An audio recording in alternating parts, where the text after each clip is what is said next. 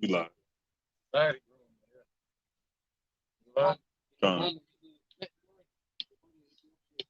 right, Shalom. We are the Hebrew Israelites.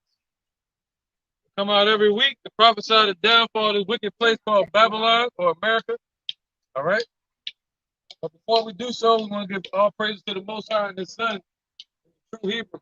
All right. By doing so, we say, Kal, Allah, Allah, Yahweh, Yahweh, Hashem, Yahweh Shai, Hashem, Mama. All right. Double honor to the elder apostles, GMS, and the elders. Shalom to Akim. And that's the children that believe in sincerity and truth around the four corners of the earth. Today, we're going to go into a topic dealing with Revelation.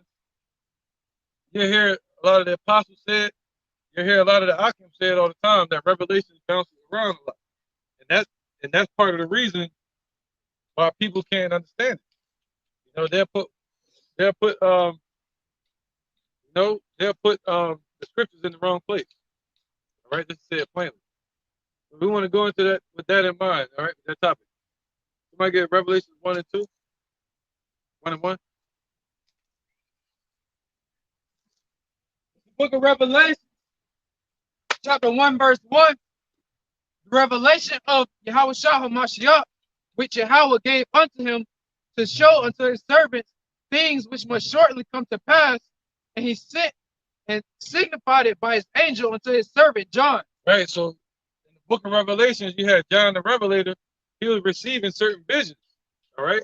But he was getting those visions, and he had to put them in place, you know? But they when the visions were showing up, they weren't showing up in order. All right? Keep going. They say he showed them visions of things which must shortly come to pass. All right? Basically what? Prophecy. Okay, go ahead. Who bear record of the word of Yahweh and of the testimony of Yahweh Shah HaMashiach and of all things that he saw. All right, man. So all the things that he saw. All right. So John wrote all the things that he saw. All right, in the vision. Now, did he see them in order? You know? Now let's keep going. Jeremiah 28 and 8. All right, because the scriptures are written in the mystery. Parables. Dark saying. Dark saying, that's right. This is the book of Jeremiah, chapter 28, verse 8. The prophets that have been before me and before thee of old prophesied both against many countries and against great kingdoms, of war and of evil and of pestilence. Right, and John the Revelator was one of those prophets that was prophesying of what? Of war and of pestilence as well. All right, so that's the spirit of prophecy, man. You know, and what are we seeing today? War, pestilence, all right, and evil, right? And that's what the book of Revelation is based on, right, bro? The prophet which prophesy of peace, when the word of the prophet shall come to pass, then shall the prophet be known that the Lord have truly sent him. Right, man. So it's about the visions. And those visions have to be correct, accurate according to the Spirit of the Lord, which is the Spirit of truth and everything that he spoke when he was on the earth. Somebody get 1 Corinthians 2 and 7. 1 Corinthians 2, verse 7. But we speak the wisdom of Yahweh in a mystery, even the hidden wisdom which Yahweh ordained before the world unto our glory. There you go, man. So the Lord, he has to ordain you to be in the truth, man. All right? He has to ordain you. You know, before the foundation was built of the world, which would be Israel, you know, the cosmos, and also before this known, what's it called, oikoumene. This whole earth was created. Before the whole earth was created, the Lord had to ordain you in the spirit realm to be one of his elect today. Meaning being one of the first fruits to usher in his kingdom. The book of Jeremiah, chapter 1, verse 5. Before I formed thee in the belly, I knew thee, and before thou camest forth out of the womb, I sanctified thee and ordained thee a prophet unto the nations. There you go, man. See, this has to be before your birth. And when you were born, in this age, you're being reincarnated, meaning put back into the flesh from your former life. And that's why the scriptures say that what? The spirit of the prophet is subject unto the prophet. All right? If you were a prophet then, you're going to be a prophet now. And you're going to be able to understand the prophecy. That's the point. All right? Go ahead with that again. All right. 1 Corinthians 2 and 7. Right. But we speak the wisdom of Jehovah in a mystery. Right? This is a mystery that everybody can't understand. All right? So it's only made for the prophets and by the prophets. It's only made for the believers and by the believers, man. All right, go ahead. Even the hidden wisdom which Jehovah ordained for the world unto our glory, which none of the princes of this world knew, for had they known it, they would not have crucified the Lord of glory. Right, so this was before the world, all right? And the Lord, what? He set this mystery in place. This is what? A parable. All right? It's parables. That's why can't nobody understand the scriptures, man. They can read it time and time again. Your pastors in these churches, all right, and these jakes, these Muslims, Israelites that have turned Gentile American preachers, right? They can't understand this, man. It's not made for them.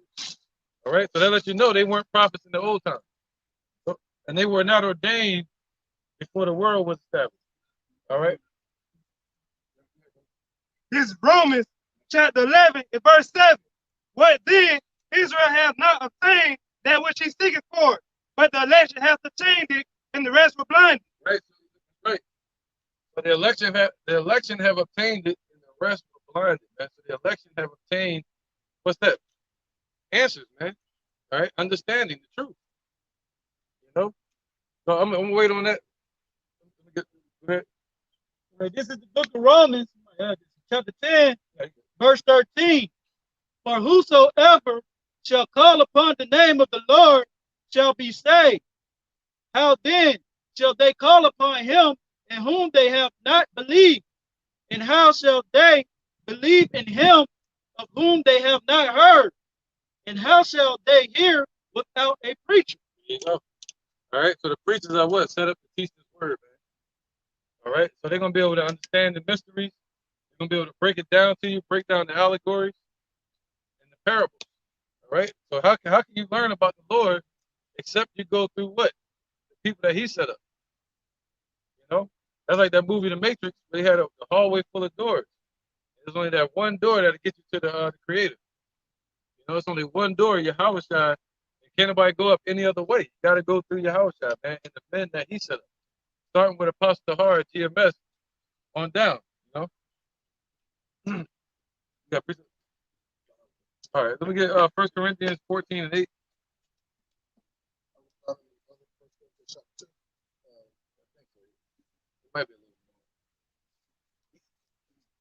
The book of 1 Corinthians 14 and 8.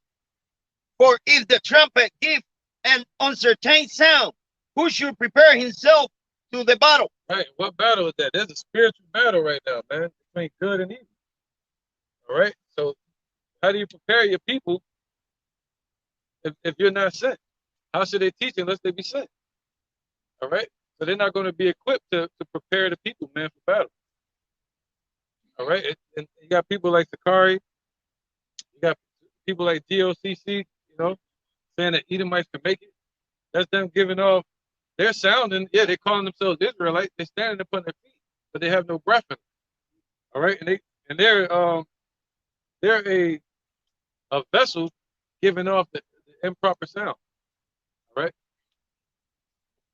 so there got to be a distinction in the sound. Right, brother? 2 Corinthians chapter 4, verse 1. Therefore, seeing we have this ministry, as we receive mercy, we faint not, but have renounced the hidden things of dishonesty, not walking in craftiness, nor handling the word of Jehovah deceitfully. Right. What's that? We say dishonesty. What's that? Saying that the Lord is a so-called Edomite. Saying that Esau can make it. You know, those are things done in dishonesty. All right, teaching lies to our people, all these false prophets. Go ahead, brother. Not walking in craftiness, nor handling the word of Jehovah deceitfully, Right. but by manifestation of the truth, commending ourselves to every man's conscience in the sight of Jehovah. There you go. So it's all about the truth, man. All right? It's all about doing this work in spirit and in truth. That's it. But if our gospel be hid, it is hid to them that are lost. Right? So everybody else is lost, and we found what we're looking for, which is what? The truth. As the brother was reading in Romans 11:7. All right? Israel not found what they're seeking for. They're seeking for the truth. Or answers. Go ahead. But if our gospel be hid, it is hid to them that are lost, in whom the God of this world hath blinded the minds of them which believe not, lest the light of the glorious gospel of Yahweh shine, who is the image of Yahweh, to shine upon them. Right, man. So, yep. So the damn devil. The devil has deceived 2/3 of our people, you know. But the only way they can get the light is through who? The true light bearer. And that's who? Through Jehovah. All right? Let's get to the point, man. Yeah, go ahead. Let me get Revelation 8. Revelation 1:19. All right, this is the book of Jeremiah, chapter 3, verse 15. And I will give you pastors according to my heart, which shall feed you with knowledge and understanding. And I just brought that out to back up the elder, man. You know, Yahweh Ba'ashem Yahushai is going to send unto our people pastors, man, and learn man to feed the flock. You know, and they're going to be according to his heart. Just like the precept the brother Gabar brought out, you know what I'm saying? He's going to know his hope for elect, the man that he set up from the womb. And they're going to have his word and his spirit from the womb. So they're going to be able to have all the tools that they need to rightly divide the word of truth. Right. You know, matter of fact, let's go ahead and get that real quick. Revelation 1:19. Yeah. The book of Revelation, chapter 1, verse 19. Write the things which thou hast seen. Right. So this is what the Lord told to John the Revelator. And this is the scripture you want to use to explain why Revelation bounces around all over the place. Right, brother? Write the things which thou hast seen, and the things which are, and the things which shall be hereafter. See that? So he wrote everything that he saw and has seen, and the things that shall be thereafter. So he wrote everything he saw in the past, you know, and that was told from the scriptures, and everything that he was seeing at that moment, and the things to come. But he was getting the visions in spurts. You know, let's get Revelation 8 and 11. Revelation 8 and 11. And the names of the stars is called wormwood. Oh, Revelation 8 and 1. It's Revelation 8 and 1. And when he had opened the seventh seal, there was silence in heaven about the space of a half an hour. Right, so that represents John sitting there waiting for answers from heaven, and there was space for a half an hour where he didn't receive any answers. You know, no more visions. All right, so he was getting visions just off the fly. All right, he was sitting there waiting on them. You know, but they weren't coming in order. He said, write the things that you have seen, the things that you're seeing now, and the things you're going to see in the future. All right.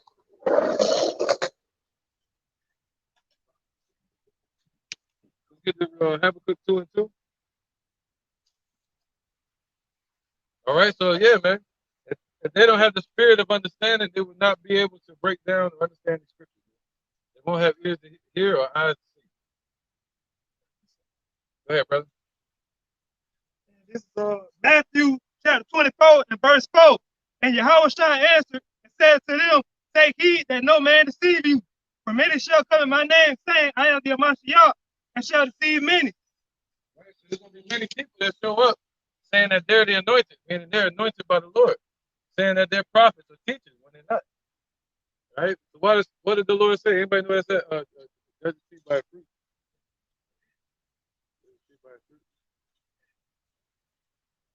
Right, man. You got to judge the tree by its fruit. You got to judge them by the doctrine they teach, you know, and the laws that they believe they should keep. All right, by the prophecy. You know? Go ahead, brother. Matthew chapter 12 and verse 33. Either make the tree good and his fruit good, or else make the tree corrupt and his fruit corrupt. For the tree known by his fruit. The tree is known by its fruit. All right. So there's no straddling the fence. You know, it got to be one way or the other. All right. You got to be speaking the prophecies. You got to be telling the truth, man. You know. And just like us, we bounce around when we do the scriptures. Anybody precept on precept? I got that here too. Let's start from 9. 13. Yeah, Isaiah 28 I got something back up. bro. This is Matthew chapter 3, verse 10. Now also the axe is laid unto the root of the trees. Therefore every tree which bringeth not slacking. Now also the axe is laid unto the root of the trees. Right, so the judgment is going to start at where? It start at the house. All right, go ahead. All right, the root of the trees represent these people. All right, therefore every tree which bringeth not forth good fruit is hewn down and cast into the fire. All right, so it's going to be hewn down. They're going to be cut down in the sight of the congregation. And they're going to be what? Cast into the fire, man. Basically cut off. All right, from amongst the elect of Israel. You know, by the fruit that you bear, man. Every idle word that men shall speak, they shall give account for the day of judgment. You got it, go ahead, brother. This book of 1 Peter 4 and 17. For the time is come that judgment must begin at the house of Jehovah Ba'ashem Yahushai. And if it first begin at us, what should the end be of them that obey? Know the gospel of Jehovah Ba'ashem That's Yahushai. right, man, because 2/3, what's their envy? It's going to be what? Fire. You know, getting burned up. What about these heathens? You already know their judgment is going to be fire, right? Destruction. Yeah, you know, that's later, but yeah, slavery, you know. But the hopeful elect, you know, what it say? What it say right there? What was the point? I heard the activate the group. Again from the top. For the time is come that judgment must begin at the house. That's right. That's right, man. So if you call yourself an Israelite, people say, yeah, we got it made. Well, actually, you know, that's your ass if you don't have it made. You know what I mean? It put you in more danger. You got more responsibility being an Israelite. You know what I mean? All right, because the axe is laid to the root of the trees. The Lord is starting there first, man, through the doctrine. He's starting with what you call the sip. All right? He's cutting people off, pushing people to whatever side they're going to be on. The wicked going to be pushed to the left, and the righteous of Israel going to be pushed to the right. Right? That's how he's laying the axe to the root of the tree, cutting off something, cutting off branches. And if a branch be cut off from the tree, it's made to be what? Picked up and used of men and burned. All right? That's these camps. This is 2 Ezra, chapter 9, verse 11. And they that have looked at my law, while they yet had liberty, and when as yet had face of repentance open unto them, understood not, but despised it. The same must know it by death, by pain. Okay. All right. So the one that's called being what? Sleep. All right. To be spiritually asleep is to what? Miss the opportunity that's being presented to them. You know? He said what? They're going to know it after death by pain, man.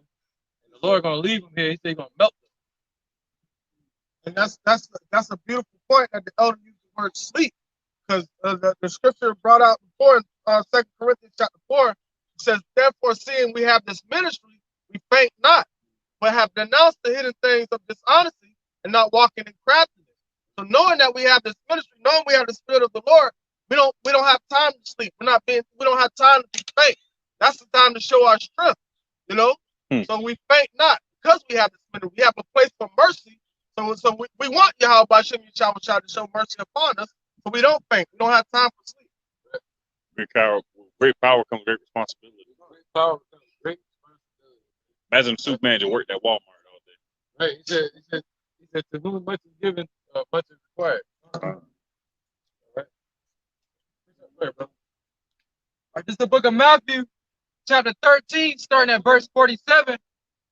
It says, again, the kingdom of heaven is like unto a net that was cast into the sea and gathered of every kind. Right. The scriptures right now is that net, you know. Especially this doing this work is that net. You know, what did he tell Peter to do? Cast out the net, right? He was gonna teach him how to be what? A fisher of men. All right. He told Peter by faith. He said, "Cast out that net into the damn water." And he did, and what? It filled up with all kind of fish. And that's what we do. We cast out our net in faith, right, brother? Verse 48, which when it was full, they drew to shore and sat down and gathered the good into vessels, but cast the bad away. There you go. So now that's why we're doing this work until what? Until what? What's that? Second Ezra, the number of thy children. Second Ezra, I think three, two. Second Ezra 2 and like 40. Right before they get crowned and all that. Got it? Yeah. Number of their children. This is book of Second Ezra 2 and 40. Right. Take the number of Zion and shut up those of thine that are clothed in white, There you go. The ones that are going to be clothed in white are the elect. All right. which have fulfilled the law of the Lord Jehovah. There you go. So the Lord waiting for that. Yep, he waiting for the 144,000 and the 1/3. You know? Go ahead, brother. Second Ezra is 2 and 41. The number of thy children whom thou lodgest for Longest for? longest for Silakia. Fulfill it. Visage the power of the Lord Yep, Jehovah. read that again. That fulfill part. Read that again. Second Ezra chapter 2, verse 41. Yeah. The number of thy children whom thou longest for is fulfilled. Beseech the power of the Lord, that thy people, which have been called from the beginning, may be hallowed. That word hollow meaning what? Meaning being separated, being made holy. All right. So yeah, man, the Lord is using the sift and laying the axe to the root of the trees to make that separation. See that? They're gonna bring some close to him. They're gonna push others away. That's called the sift. You know, he always bring a bunch of people into the truth, and then a bunch of people fall away. All right, that's what you do with a tree, man. You know, you lay the axe to the root of it, you prune it, and the Lord trims the tree and grooms the tree. All right. Go ahead, brother. Then all right. Okay. Yeah. You bring something else. Yeah. Okay, yeah. No, you bring his interjection. Go ahead, y'all. This is book of Daniel 7 and 18. But the saying of the Most High should take the kingdom and possess the kingdom forever, even forever and ever. All right, man. So this is all prophecy, man. This is the type of stuff, the type of visions that John the Revelator was seeing. All right, and he was seeing us get delivered. All right, and the saints of Israel taking the kingdom. Go ahead, Debar. Or just back at Matthew 13 and 47. Right, so they got to speak according to this. In church, they're not telling you that. They'll tell you that the whole world are saints. You know? Go ahead. Matthew 13 and 47. Again, the kingdom of heaven is like unto a net that was cast into the sea and gathered up every kind, which when it was full, they drew to shore and sat down and gathered the good into vessels, but cast the bad away. You go, so the good represent the 144,000, and the 1/3, they're going to be gathered in the vessels. What's those vessels? Somebody knows that? Matthew, we say the barn, gathered into my barn. All right, these those vessels, man. Revelation 11.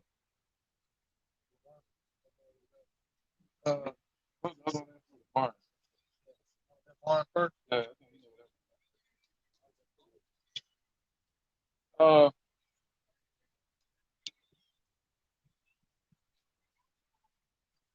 you go. Yeah, Revelation 11 and 11.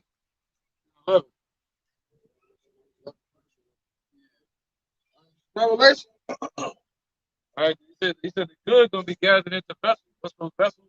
The chariots, man. Revelation 11 and 11. And after 3 days and a half, the spirit of life from Jehovah entered into them, and they stood upon their feet, and great fear fell upon them that which saw them. Right, so what's that? That goes into 1960s. All right, now we know 1969 for Abba Bivens. All right, the spirit of life entered into us. Go ahead. And they heard a great voice from heaven saying unto them, Come up hither. And they ascended up to heaven in a cloud. Right, man. See that? So the good are going to be what? They're going to ascend up to heaven in the cloud. The cloud is what Esau calls UFOs. All right. They know that the chariot of the Most High. There you go. All right. Those are the clouds. Now he said what? The good are going to be gathered into those vessels. The ones that do good works. All right. You trying to my time? Weeping the tears. Matthew 13 and 30. This is the book of St. Matthew, chapter 13, verse 30. Let both grow together unto the harvest, and in the time of harvest, I will say to the reapers, gather ye together first the tares, and bind them in bundles to burn them. Right. So basically, group them all together. All right, amongst the wicked. Look at that. They all grouped together. Go ahead. But gather the wheat into my barn. There you go. And that word barn means to be what? Taken care of. All right. When you take the cattle into your barn, that means you're trying to give them specific attention. All right, and taking care. And that's what the Lord going to do with His elect. And they call apartments in the sky. He said, "Rest in your chambers." Somebody knows that? Isaiah chapter 26, verse 20. Come, my people, enter thou into thy chambers, and shut thy door about thee. Hide thyself as it were for a little moment, until the indignation be overpassed. There you go, man. So, yep. He said, what? Hide yourself in the what? The chambers. And that word chambers means what? Apartments in the sky, basically. All right? So this is all prophecy, man. These are the things that John was seeing, John the Revelator, who was a so-called black man, all right, on the Isle of Patmos. And the Lord came and showed him vision. All right? There you go. Verse 21, for behold, the Lord Jehovah cometh out of his place to punish the inhabitants of the earth for their iniquity. The earth also shall disclose her blood, and shall no more cover her slain. That's why we need salvation and deliverance. All right, because the Lord's coming down here to destroy this place, man. But He's gonna preserve and save His elect, the ones that have been down here doing this work, the ones that have been down here warning the people of the destruction that's about to come. So those are the ones that He's gonna lift up and have enter into the chambers until the indignation be over. Like it says in Revelation, they stood upon a sea of glass. All right. Yep. Remember, He told John, write the things which you have seen, things you're looking at that moment, and the things you're gonna see in the future. John's back here today on this earth. All right. And this is the book of Proverbs, chapter 15, verse 24. The way of life is above to the wise, that he may depart from hell beneath. The way of life is above to the wise, man. That's called what? Heavenly conversation. All right? That he may depart from what? Hell beneath. What's that? It's hell on earth. That's what's coming. This is already hell, but it's going to be ignited hell. Inferno. A lake of fire. And we want to be delivered from that. Not only out of the fire that's coming, but the lake of fire. All right? Also, this affliction. You know? Adversity, man, which is like hell to us. Right? The Lord said He got the keys to death and hell, that He's going to release us from that. All right? Go ahead up. Y'all. This is the book of Jeremiah 37 and 8. Alas, for that day is great, so that none is like it. It is even the time of Jacob's trouble. Right, I just spoke with somebody yesterday, and he just joined the DOCC. He was asking me, like, what do I think? I was like, oh, man, I'm going home and make a video on them right now. But, you know, I wanted to study and putting this together. But, read that again. For that day is great, so that none is like it. It is even the time of Jacob's trouble. Right, so this guy I was speaking with, he was hoping and believing that the time of Jacob's trouble already passed. Oh, He said, "Oh man, I gotta go back into that. I just came out of my tribulation. your tribulation. Your tribulation. No, the nation is in the tribulation, man. Our people are twisted inside out. Apparently, according to the call from GLCC, the time of Jacob's trouble is over. And he's safe. He's in a safe place right now. Don't worry. The rapture is over. According to GLCC. Yep, that's what they teach, man. But little be known, the time of Jacob's trouble is at the door. The time where Jacob's going to be tested with these heathens, man. All right, going to be put to the test. The Lord going to try every person to see what type of metal they're made of. You know, see if you're gold or alloy. You know, like, go ahead.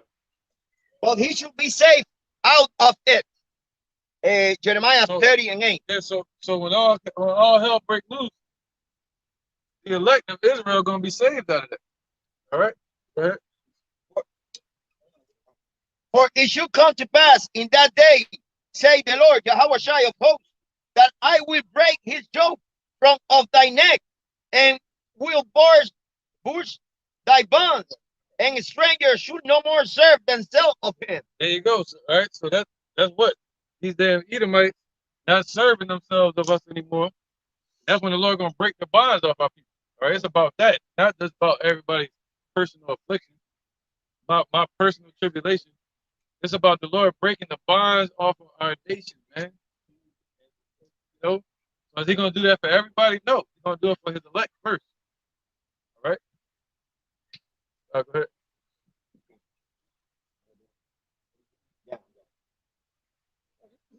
The book of 1 Thessalonians, chapter 5, and verse 3. It says, "For when they shall say peace and safety, then sudden destruction cometh upon them." All right, that's what these people saying, man. They saying peace and safety, right? Laughing, giggling. Yep. Then sudden destruction coming, man. The Lord said he's gonna catch everybody in their security. It's gonna come upon them, man. Catch them in their security.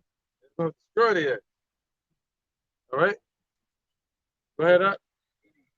Are you good? But yeah, you got Russia and them having peace talks with NATO. They trying their best to bring peace, but they can't. You know? They got some peace talks coming up. All right? And hey, when they go to say peace, that's when what? Sudden destruction gonna come, man. That's what we're waiting for. If you're in the spirit of truth, you'll be waiting for that. You heard that? 1 Thessalonians 5:2, "For yourselves know perfectly that the day of the Lord so cometh as a thief in the night. For when they shall say peace and safety, then sudden destruction cometh upon them, as travail upon a woman with child, and they shall not escape." All right, man. So what? Catch everybody off guard. All right? Why? Because they're not going to have any understanding of these prophecies. They're not going to have any understanding of the visions, such as the visions that were shown to John the Revelator, man. He was talking about World War III, World War I, World War II, us being in captivity in Babylon, the Great War.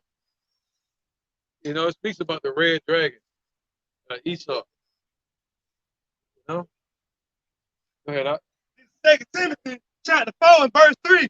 "For the time will come when they will not ensure that a sound doctrine." Right? They're not going to endure a sound doctrine. All right? So you try to teach them.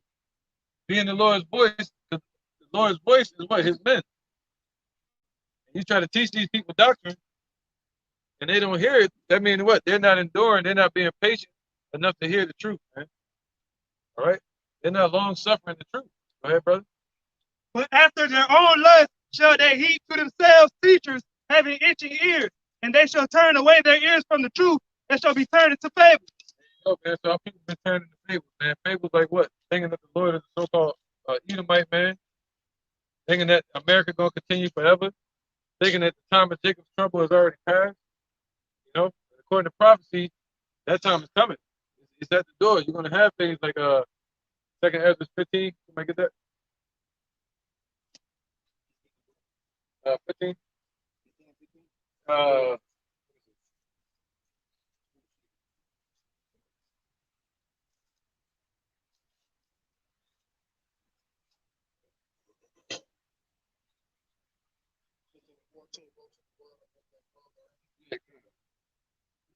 Second Ezra 15 and 14.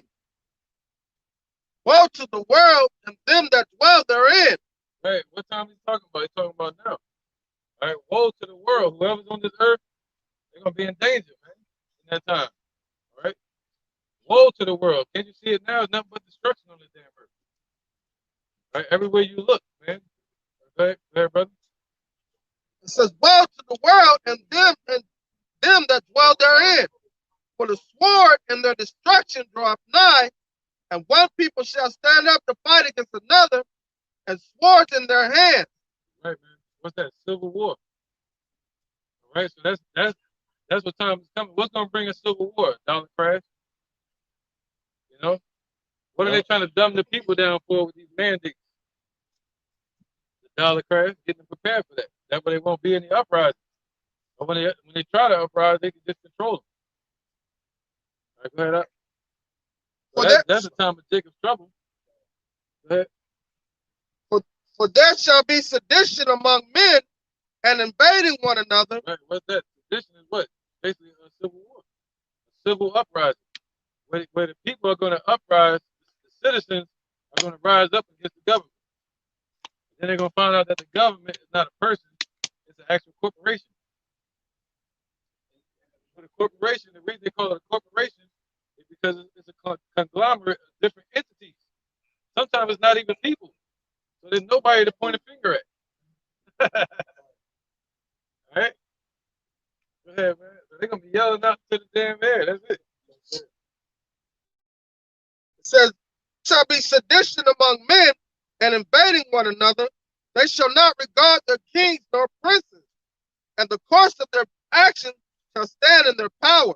Right, man. The course of their action shall stand in their power, meaning they're not going to go to the government seeking power. They're going to say, yo, I'm going to do it myself. I'm going to start a militia. All right? And that's what they call, gaining their own power. All right? And you got the Illuminati. They say the only thing that's in their way right now is the Constitution. You know, who do you think they're targeting? Look at Biden. What do he say? Crack pipes. Crack pipes and crack needles for so-called black people. You think he ain't throwing the Mexicans and Puerto Ricans in there too? You know, so this is an attack on the Israelites, man. All right, so that's the time of Jacob's trouble. They got to make a choice. Who you going to serve? The Most High or man? I mean, they might as well put crack pipes in the neighborhood. They put the crack in the neighborhoods in the 80s. Right. With the crack pipes. He just finishing up the job. Right, start off right in Philadelphia, 81. Right. This is Psalms chapter 50, verse 15. And call upon me in the day of trouble. I will deliver thee, and thou shalt glorify me. Right. Go one more verse. Verse 14. Offer unto God thanksgiving, and pay thy vows unto the Most High. Right. So, yeah, man, you want true Thanksgiving. You know, they celebrate their Thanksgiving holiday. But you want to offer true Thanksgiving, you know, you do this work. You pray to the Lord. All right?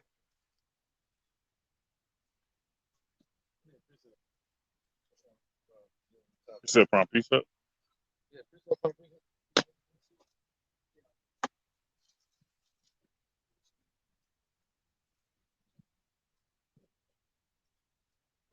Isaiah chapter 28, starting at verse 9. Whom shall he teach knowledge, and whom shall he make to understand doctrine?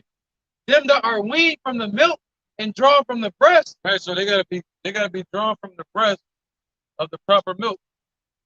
All right? You know, so that means they gotta grow up on the right foundation. You know, if they came into this truth through GLCC, they're gonna be thinking that Edomites can make it. But they've never gotten strong on the milk. They gotta understand that the milk from the foundation that was set by people like Abba Bivens, King Mashad, you know, Elder Yaquab, Elder Apostle Tahar, you know. So that's the milk that they need to be built up on so they can make them strong. What's that? Somebody get that? Word.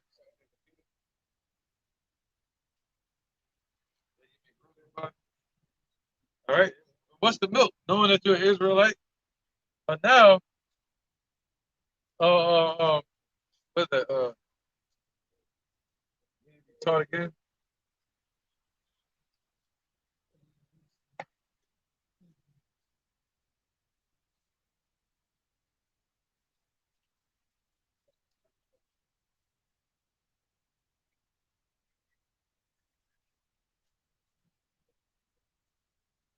There you go.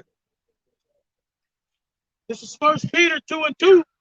As newborn babes desire the sincere milk of the word that ye may grow thereby. Right. So desire the sincere milk of the word. All right. So as newborn babes, once you come into this truth, you're a new creature, being refreshed, and you got to desire the sincere milk. All right. You know that you may grow thereby. Other than that, they're not grown. Malnutrition. They're malnutrition. Right. The Lord said He was going to nourish us here. You know, build us up. But these camps are not built up in the faith. They're built up in what they would call being puffed up. You know, knowing that the Israelites, they poke their chest out, they get the damn band around their wrist. They go out and teach every week. Yeah, you're going to slavery, Esau. You know, kicking in the back of other brothers. But you ask them to go into breakdowns, they can't. So they weren't built up on the milk. They can cuss you out though good. Right. They cut somebody out real fast. But then you got to be weaned from the milk and go to the meat. All right, just like any other baby. All right. You got that? No. The Hebrews. All right, this is the book of Hebrews, chapter 5, verse 12. For when, for the time, ye ought to be teachers, ye have need that one teach you again. Right. So a lot of people that call themselves teachers, they need to be taught again. GOCC, their leader, Rakah, what's his name? Sakari leader, Alizé, Alizar, Sound about right. Donus Aurelius, Johanna, they all need to be taught again. All right, because they've looked into the word and they forgot what type of man they were when they walked away. All right, but now they're teaching the wrong doctrine. Which be the first principles of the oracles of the Most High. There you go. What's the first principles? The first principles represents the milk. All right, represents the truth. That's the principle of spirit, which is wisdom. Go ahead. In or become such as have need of milk, and not of strong meat. There you go. And some people, once you come into the truth, what's up, bro? You go from the milk, and then you start to go to the meat. All right, you start to learn the prophecies and breakdown. You know, you start to understand Ezekiel 37. You start to understand Jeremiah 50, 51. You know, you start to understand Ezekiel 38. You know, Daniel chapter 9. That's the meat. But then if you forget that, you start going off, you need to go back to the basics. Go back to the milk again, you know? All right, and be retaught. Repent and let your mind be retaught. For everyone that uses milk is unskillful in the word of righteousness. That's right, because it's showing that they're not skillful enough to deal with the deep things of the scriptures, man. It shows that they're just babes. But they are just poking their chest out, leading camps, all kind of stuff, man. Getting money for teaching. You know? But they're really unskillful.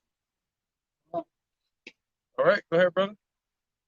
For he is a babe, but strong meat belongeth to them that are of full age. So, man, all right. Jehovah represents that full age, all right? And being in this truth, once you've grown up, you become a reflection of him upon this earth. All right, he said, we have been given the unction of the Lord, we know all things. So we're supposed to know all things pertaining to the Spirit of the Lord and the truth, right? Even those who by reason of use have their senses exercised to discern both good and evil. Right, because once you come into this truth, you're going to have your senses exercised. So you can discern what's good and what's wrong. That's what this is all about. All right. So I don't care how long you've been in this truth. You're gonna have your senses exercised for you to be able to determine what's good and what's evil. All right. Rightfully dividing the word of truth. Yep. That's right. Rightfully divided. Yeah, somebody get that?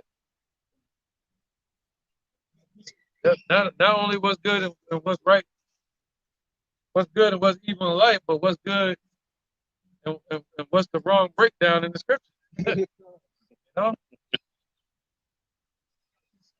One second, bro.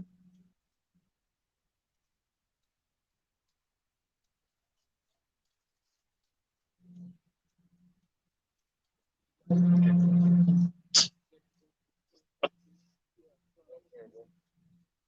is the book of Second Timothy, chapter 2 and verse 15. Study to show thyself approved unto Jehovah, a workman that needeth not to be ashamed, rightly dividing the word of truth. Yep. You got to be a workman that's going to not be ashamed. See that? They finding out that they're unskillful, and it's going to really show once all the prophecies come to pass. You know, you got IUIC saying that the MOTB is not what it is. You know, you got GOCC saying that the tribulation already passed, and that Esau can make it. They're going to find out the hard way that they've been teaching in an unskillful manner. All right, and they're just babes.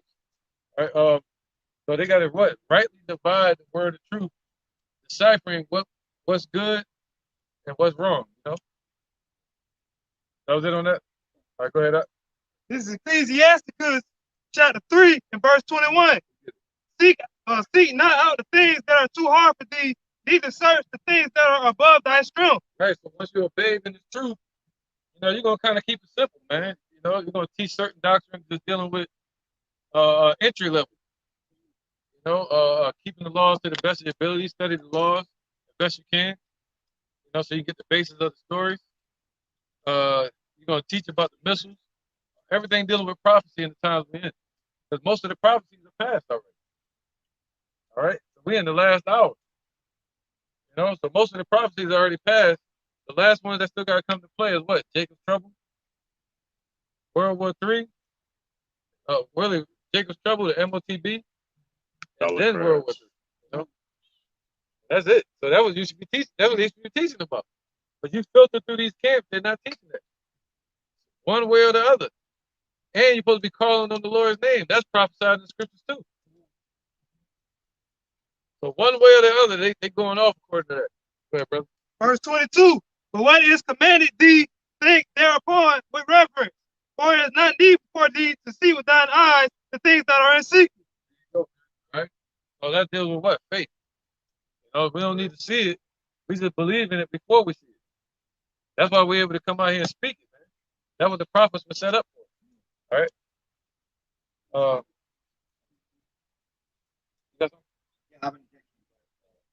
know, the reason I bring this scripture is going straight to those false leaders says Esau is going to be safe.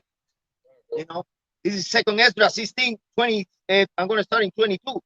For many of them that dwell upon earth should perish of famine, and the other that escape the hunger should the sword destroy. I got too. And the dead should be cast out as done, and there should be no man to comfort them. For the earth should be waste, and the city should be cast down. All right, what's that? All right, so now that goes into what's that, Daniel? I think 12 with Michael. Michael standing up, Michael dead. Yep, time of trouble. Got it. Yeah, man, 'cause that's what y'all were always just reading about. That's Jacob's trouble. It hasn't passed yet, man. You know? Go ahead. The book of Daniel, chapter 12, verse 1. Right, all hell about to break loose, man. There's a lot of death on this earth. There's already a lot of death. But it's going to be mass death all at once. I don't get it. And at that time shall Michael stand up, the great prince which standeth for the children of thy people, and there shall be a time of trouble, such as never was since there was a nation, even to that same time. Right, man. So what's that called? The time of Jacob's trouble. All right. Go ahead. And at that time, thy people shall be delivered, every one that shall be found written in the book. At that time, that's what we're gonna be delivered. We gotta be tested first. What's that second? What's that? Sirach chapter 2, verse 1. Man, we gotta be tested first, man. The Most High is a great King. You know, if you're here on this earth, the only way you're gonna leave is either through death or salvation. You know, so we gotta prepare ourselves to meet our Maker one way or the other, man. Go ahead. All right, this is the book of Sirach, chapter 2, verse 1. My son, if thou come to serve the Lord, prepare thy soul for temptation. You gotta prepare yourself. Once you get into this truth, them demons gonna attack.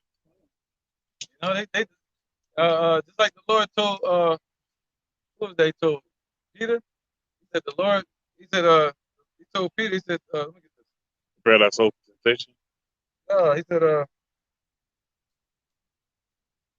let me get this real quick. Go ahead, read up. All right, verse 2. Set thy heart aright and constantly do it, and make not time, and make not haste in the time of trouble. Right, man. Don't make haste in time of trouble. And that time of trouble is creeping up real fast. You know, so the Lord said, don't move in haste when all hell breaks loose. Or when shit goes haywire in your household. Don't move in haste and beat the hell out your woman and then go to jail. You know, you'll be no more use for the Father. Or be to murder somebody. Or be to ran down to Egypt for help. And got what Biden pushed. All right, somebody grab Luke 22 and 31 because yeah, I got you, brother. All right, because the spiritual demon Satan and Esau desires to what? Let's get that same thing he said to Simon. We built upon that same foundation as Simon, Peter, the rock. You know, but Satan desires the same thing with us. Go ahead, brother. Same thing he desired with Job. He had to test Job. But what did he say about Job? Let's get that. Go ahead, brother. It's the book of Luke, chapter 22, verse 31. And the Lord said, Simon, Simon, behold, Satan hath desired to have you, that he may sift you as wheat. There you go. You think Satan ain't desiring that with us today? He want to sift you out this truth. All right? So as soon as you come to serve the Lord, you got to prepare your heart, your mind, and your spirit, your soul for temptation. What's that? Trial. Being tested, man. All right? That's right. So how do you prepare? You say what? Put on the whole armor of the Lord. You know? All right, you got something? Okay. All right, this is the book of 1 Peter, chapter 5, verse 8. Be sober, be vigilant, because your adversary, the devil, as a roaring lion, walketh about, seeking who he may devour. And I brought that out to back up the elder, man. You know, these are the times that we coming in, man. You know, the times of Jacob's trouble is going to be the great trouble that never been before, ever since it's been the kingdom, man. So therefore, we got to continue to be spiritually sober. That's what he's talking about, staying grounded in the faith, you know what I'm saying, and continuing the things that we have been taught from the beginning, you know, and the Lord going to fight for us, man. All we got to do is keep our peace, man, and he's going to do the rest, hold our peace, and he's going to do the rest. Right. What? Prepare your soul for temptation and trial. He said what? He said, Simon, Satan has desired to have you, sift you out this truth, man. That's what Esau was. That's what these devils want. They're setting everything up against Jacob. All right, they want their blessing back. They want to see Jacob fall. Right? He said the accuser of our brethren. They get our people to go off and then go complain to the Lord about it. That's right. The whole prison camp for the so-called Negro, Latinos, Native Americans What's up, brother? That's are right. built around, man. You got the It's built around the falling of our people, man. You know, this whole system is built for us to go against our integrity, which is our laws, the law, statutes, and commandments written in the scriptures. That's how a so-called Negro, Latino, or Native American supposed to conduct themselves, man. Everything is in these scriptures, man. How we walk, how we supposed to walk, how we supposed to talk, you know, and the things that measure us to make sure we're lining up in the spirit. This is Zechariah 13:9. And he will bring them the third part through the fire, and he will refine them as silver is refined. And he will try them as gold is tried. Oh, that's right. We're being tried right now. Come on, brother. So he said, what? The third part. What's that? The 1/3.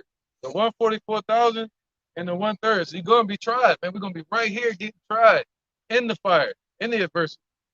All right. That's the best time for the Lord to show his strength. He said, my strength is made weakness. Made known in weakness. All right, go ahead, brother. They shall call on my name, and I will hear them. Right, I will say it is. The elect are going to call on the Lord's name. IUIC. You know, you're going to be able to know the Lord's name. Where you at? Psalm? That's prophecy. They're going to call on the Lord's name in the last days. All right, go ahead. They will call on my name, and I shall hear them. And I will say, it is my people. And they shall say, the Lord Yahweh B'Shem Yahushai is my God. There you go. That's not talking about all Israel. All right. Neither because they are born of Israel are they of Israel. All right. So he said, my people, that's going to be his sheep, his elect.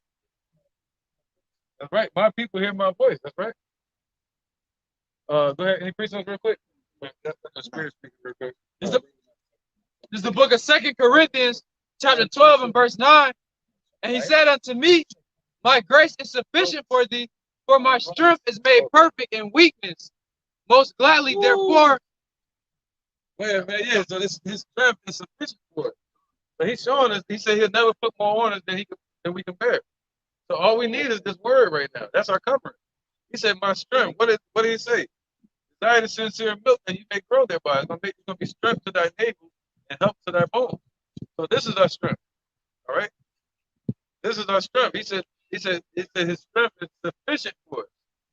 That's all we need right now to battle these devils, to battle Satan, to battle the adversary. We don't need the guns to battle them. We need the word. Go ahead, brother. That's our strength. He says, most gladly, therefore, will I rather glory in my infirmities, that the power of Yahweh Shah may rest upon me. All right, man. So his strength is made known in weakness, man. All right? And we're in a weak state right now. The Lord called us a worm. You know, we can't find our way out of a paper bag as a nation.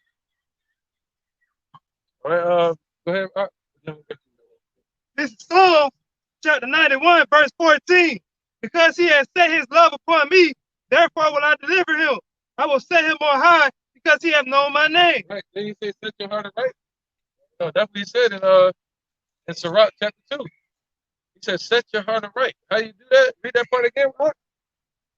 Because he has set his love upon me, therefore will I deliver him. Right. Hey, sorry, can you get Proverbs 1? Right. So how do you set your love upon him? That's Proverbs 1.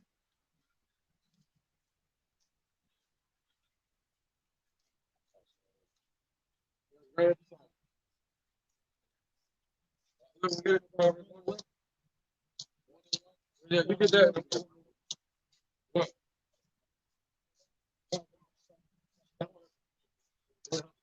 This is Proverbs 1:1. The Proverbs of Solomon. Oh, sorry. The Proverbs of Solomon, the son of David, king of Israel. To know wisdom and instruction, to perceive the words of understanding. Right, to know wisdom and instruction, to perceive the words of understanding. Go ahead. To receive the instruction of wisdom, justice, and judgment in equity. To give subtlety to the simple, to the young man, knowledge and discretion. A wise man will hear and will increase learning, and a man of understanding shall attain unto wise counsel. To understand a proverb and the interpretation, the word of the wise, the dark saying.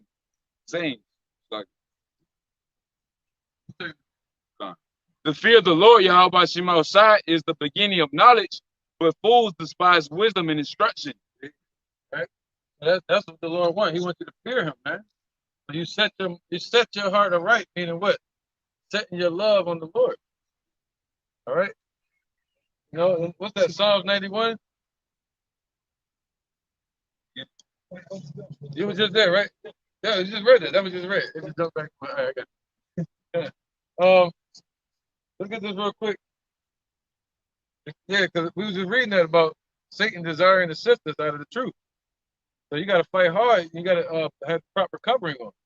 All right, let's get this real quick. Let's get Ephesians 6 and 11.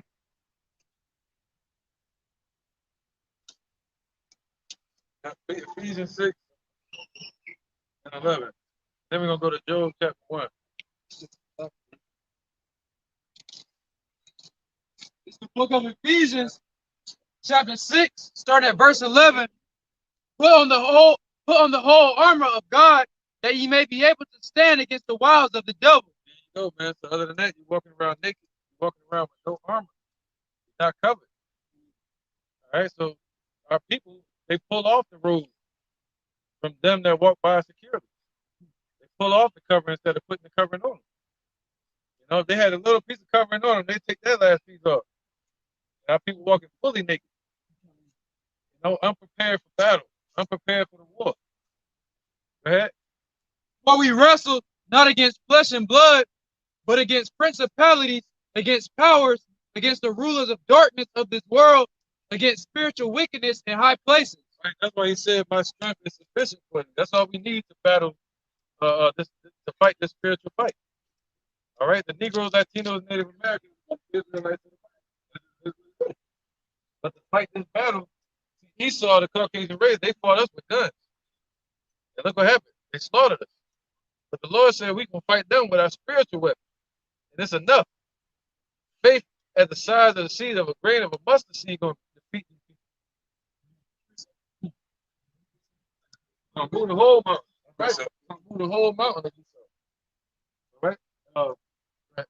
This is First Peter chapter 2 and verse 5. We have to wake up the Negroes, Latinos, Native Americans to the fact that they Israelites in the Bible, right? Ye also as lively stones Right, supposed to be lively stones, you know? Alive. Other than that, our people are dead. They got to wake up to the Father's name, Jehovah, and his son named Jehovah. Go ahead. are built up a spiritual house. Right, so we're being built up right now. All right? Built up a spiritual house. That's what we need to build. See that? To build a spiritual house, you ain't going to go find those damn stones over in Jerusalem. You know, and try to build with that. Like they call themselves building the third temple. This is building the temple right here through what? Edification. The word edification means to build. All right, so we're being built up a spiritual temple. Go ahead up. A holy priesthood to offer up spiritual sacrifice acceptable to God by Yahushua Mashiach. Right. You know, you got idiots like ISUPK around the Passover. They go kill a lamb, you know, and sacrifice it, thinking the Lord going to accept that. You know, we rehearse the righteous acts, but you ain't got to go through all that. You know what I'm saying? They're going to slaughter a lamb. They don't even know if it's pure or not. We don't know if it's pure or not. We buy it on the shelf. All right, so the Lord ain't dealing with that, man. Oh, go ahead, brother. So we offer a spiritual sacrifice, man. Acceptable. This is acceptable to the Lord. All right? This is John chapter 8, verse 44. Ye are of your father the devil, and the lust of your father ye will do. He was a murderer from the beginning and abode not in the truth. There you go, man. You said the devil, right? Yeah, talking about Esau. All right? They were devils from the beginning, but the Negroes, Latinos, and Native Americans were the Israelites of the Bible. God's chosen people. All right? He said, what? Our people don't want to hear it. They don't want to hear it, man. They feel like the Lord don't love them. They feel like, yo, why did we get put in this situation if the Lord loves us? Well, the Lord put us in this situation because we were being wicked. And he did it to perfect us. The same way you would chastise your child. Right? To discipline your child, man. But this is the Lord's discipline. Us going into slavery. He'll whip you with people. I'm gonna pick up a person and whip you with That's big. What you want? You pick up anything? I agree with that. That's the Most High, man. He picked up Esau. What is with him? Brother, give me. Get the wicked ass over there. Get the wicked ass over there. That's the lowest thing. Right.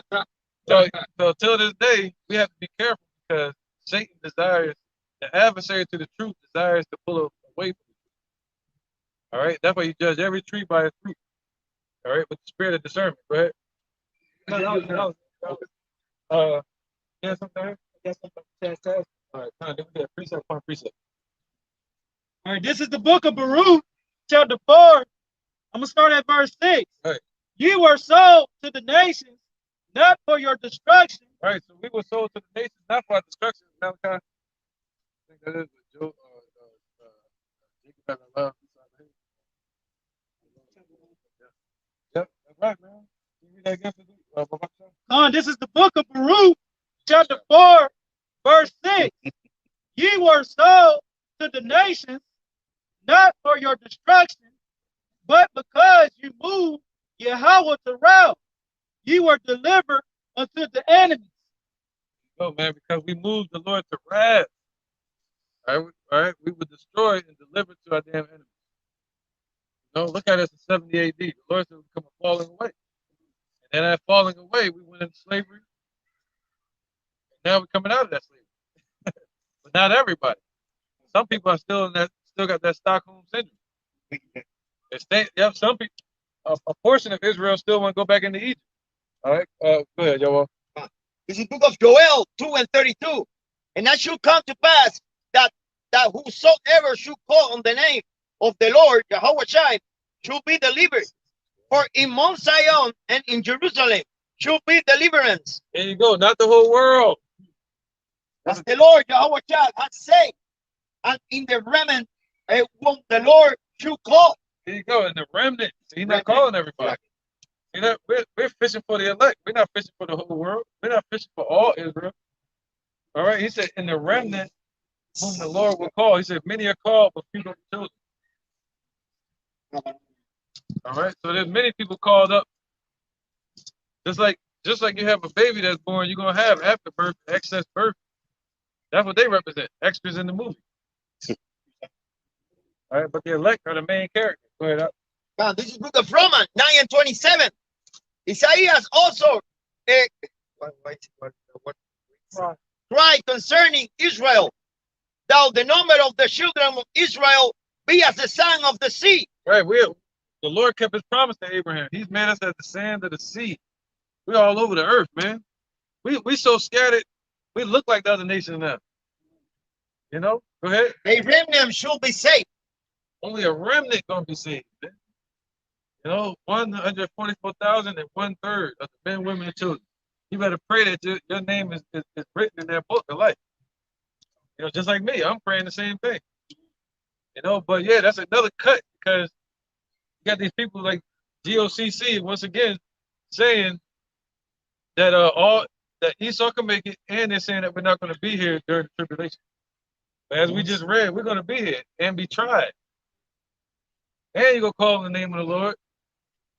And Esau is going to be judged within that. All right, look at this real quick. Revelation 21 and 10. This is the book of Revelation 21:10. 21 and 9. 21:9. And there came unto me one of the seven angels, which hath the seven filled full of the seven last plague. There you go, right? These are the last prophecies, man, of the Bible. Go ahead. And talked with me, saying, come hither, I will show thee the breach, the lamb wife. The bride. The bride. Again? I will shoot thee the bride, the lamb wife. Right, so who's the bride? Is it all Israel? No. The bride, is it Esau? No. Is the bride the Caucasian race? No. Who's the bride? The bride is the elect of Israel. All right? That's it. The bride is the elect. That's the woman. Spoken of in Song of Solomon as well. All right? That's the bride. It's not all Israel. It's the elect. All right, go ahead. Keep going. Number 10. Right, so let's see if Esau is in this number. You didn't hear Esau yet. Revelation 21:10. And he carried me away in the spirit to a great and high mountain. Right, go ahead. And Right, because the Negroes, Latinos, and Native Americans got the real attention to be the Israelites of the Bible. and showed me that the great city, the holy Jerusalem, descending out of the heaven. Right, From- so first the elect gonna get taken up into the chariots, and then they're gonna be brought down from the chariots back to the earth. All right. From Yahweh Shai. Number 11, having the glory of Yahweh Shai. So this is after the elect get glorified, man. This is about to happen. This is reality. It's not like it's just talking.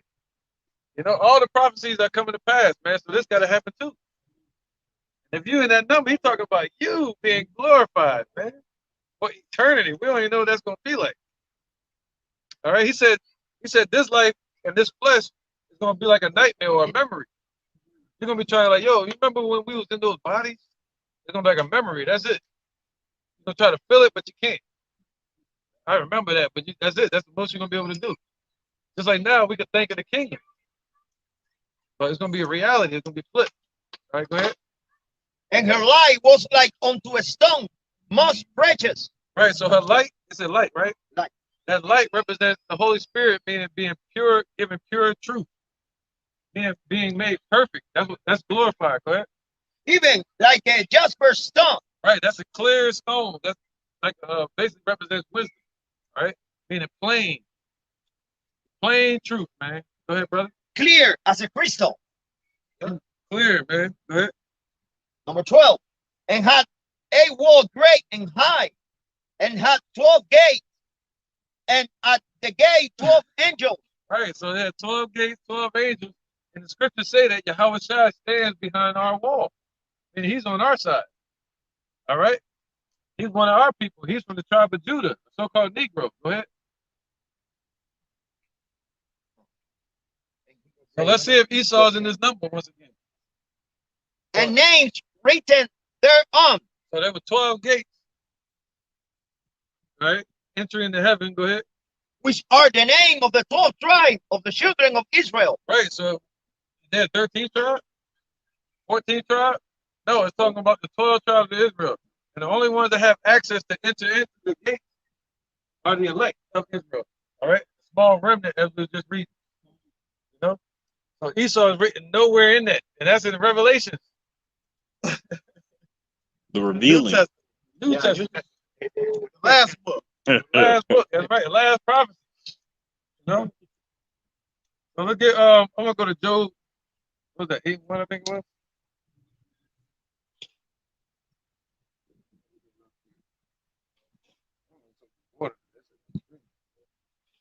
Job 1 and 7.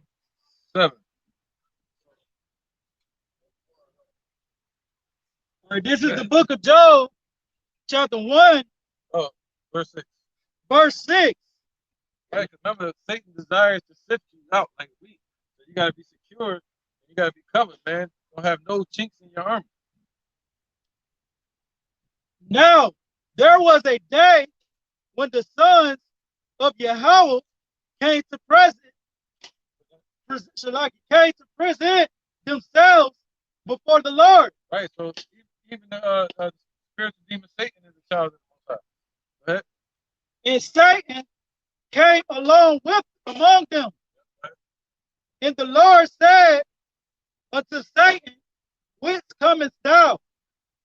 Then Satan answered the Lord and said, from going to and fro in the earth, and from walking up and down in it. Right. What did he say? He said, your adversary, the devil, seeketh whom he may devour, like a roaring lion.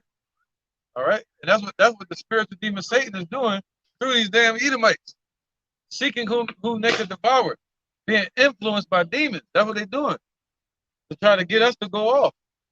All right. They'll put pork in your damn vitamins. You know, they'll put low prices on all the abominable foods. You know, they'll tell you got to cut your beard to go work at their job. They'll force a mandate on you. That's the end all be all. See, they can throw all these wiles of the devil. You know, they can throw all these fiery darts at you. But the Lord said he's going to quench those darts. All right? But now they got this one where they bringing in the MOTB. That's the test, man. That's the trial. That's the temptation that's going to come upon the whole world. Because they got rights here in America. You can say, well, I don't want to cut my beard. I'm an Israelite. I don't eat pork. I'm not going to eat pork, you know? But what happens when they come up to you, present you with death or imprisonment or being homeless or threaten your family, to separate you and your family? That's a test. All right? Go ahead, brother. And the Lord said unto Satan, hast thou considered my servant Job, that there is none like him in the earth, a perfect and in a upright man, one that feareth Jehovah, and it eschewed, it showed, and he eschewed evil. Right, so Job, he basically stayed away from wickedness. All right. So he was telling the devil, hey, try my servant Job. So who's Job today? The word Job means hated. So who's hated out here? The children of Israel, the elect. So that's who's being tried. That's why the Lord said what? The axe is laid to the root of the tree. All right? Because the Negroes, Latinos, Native Americans about to live in the world. You know, they gotta be known. And Christopher Reeve going into slavery. Their version of Superman. All right. So yeah, man. Right, because Job was tried, but the Lord said, "Yeah, try my servant Job." So now, in these times, the Most High saying, "Yeah, try my servant that are hated, the ones that are really out there doing the work." So you're gonna be tested. You're gonna go through trials, man. All right, tribulation. Go ahead, up. But we use the word as our light to guide us through. He said, "The word is light to my path." I got that. A light to my path. Well, you got one. Huh? Yeah. Okay. Oh, let's go a little bit more. All right, this is back in the book of Job, chapter 1, verse 9. Then Satan answered the Lord. Right, America about to be destroyed, man. Gotta make more all over again. Right, and said, do Job fear the Most High, for not has not thou made a hedge about him? Right, so now we have the hedge, man. Jehovah is our hedge about it. See that? So that's what you gotta have faith in. All right, go ahead. And about his house, and about all that he have on every side. Right. So you gotta think about that. You gotta think about people like Lot. You gotta think about Noah. The Lord delivered Noah and his household. All right, he's gonna put a hedge around you. So that's why he said put on the whole armor of the Lord. And that hedge is Jehovah. All right, that's your exemption from judgment. All right, go ahead. Thou hast blessed the work of his hands, and his substance is increased in the land. But put forth thy hand now, and touch all that he hath, and he will curse thee to thy face. There you go. And that's what a lot of people are going to do, and they're already doing. You know, you're frustrating the Lord, you're crucifying him afresh, and you go down to Egypt for help. You know? When they start calling on these false names, talking about Jesus, you discredit the name of the Lord, Jehovah. You know, I'm saying that we keep the laws perfectly. You discredit the Lord's sacrifice for our sins. Saying that we're a sinful nation. You want to keep the laws to the best of your ability, but you don't want to boast in the law. All right, look at the Man, read that. Psalms 119 and 105. The word is a lamp unto my feet and a light unto my path. Right. Basically, that's and what is that? That's Jehovah. He's a light unto a lamp unto our feet, a light to our path. He's a light to man, according to John chapter 1. Right, it's like a guide. Huh. He's our guide. He's the footsteps that are there before us for us to follow. You know, he already walked in the steps. But like, you know how you say when you walk through the wilderness, you need the marker so you know where you're going? Right. He's the marker. Right, man. That's right. He's the marker. He's the mark. The exemption that was placed on the trees for us to follow the path by the prophets of old. You know, and have walked this path before us as well, the foundation. All right. Yeah, Mark 4 and 11.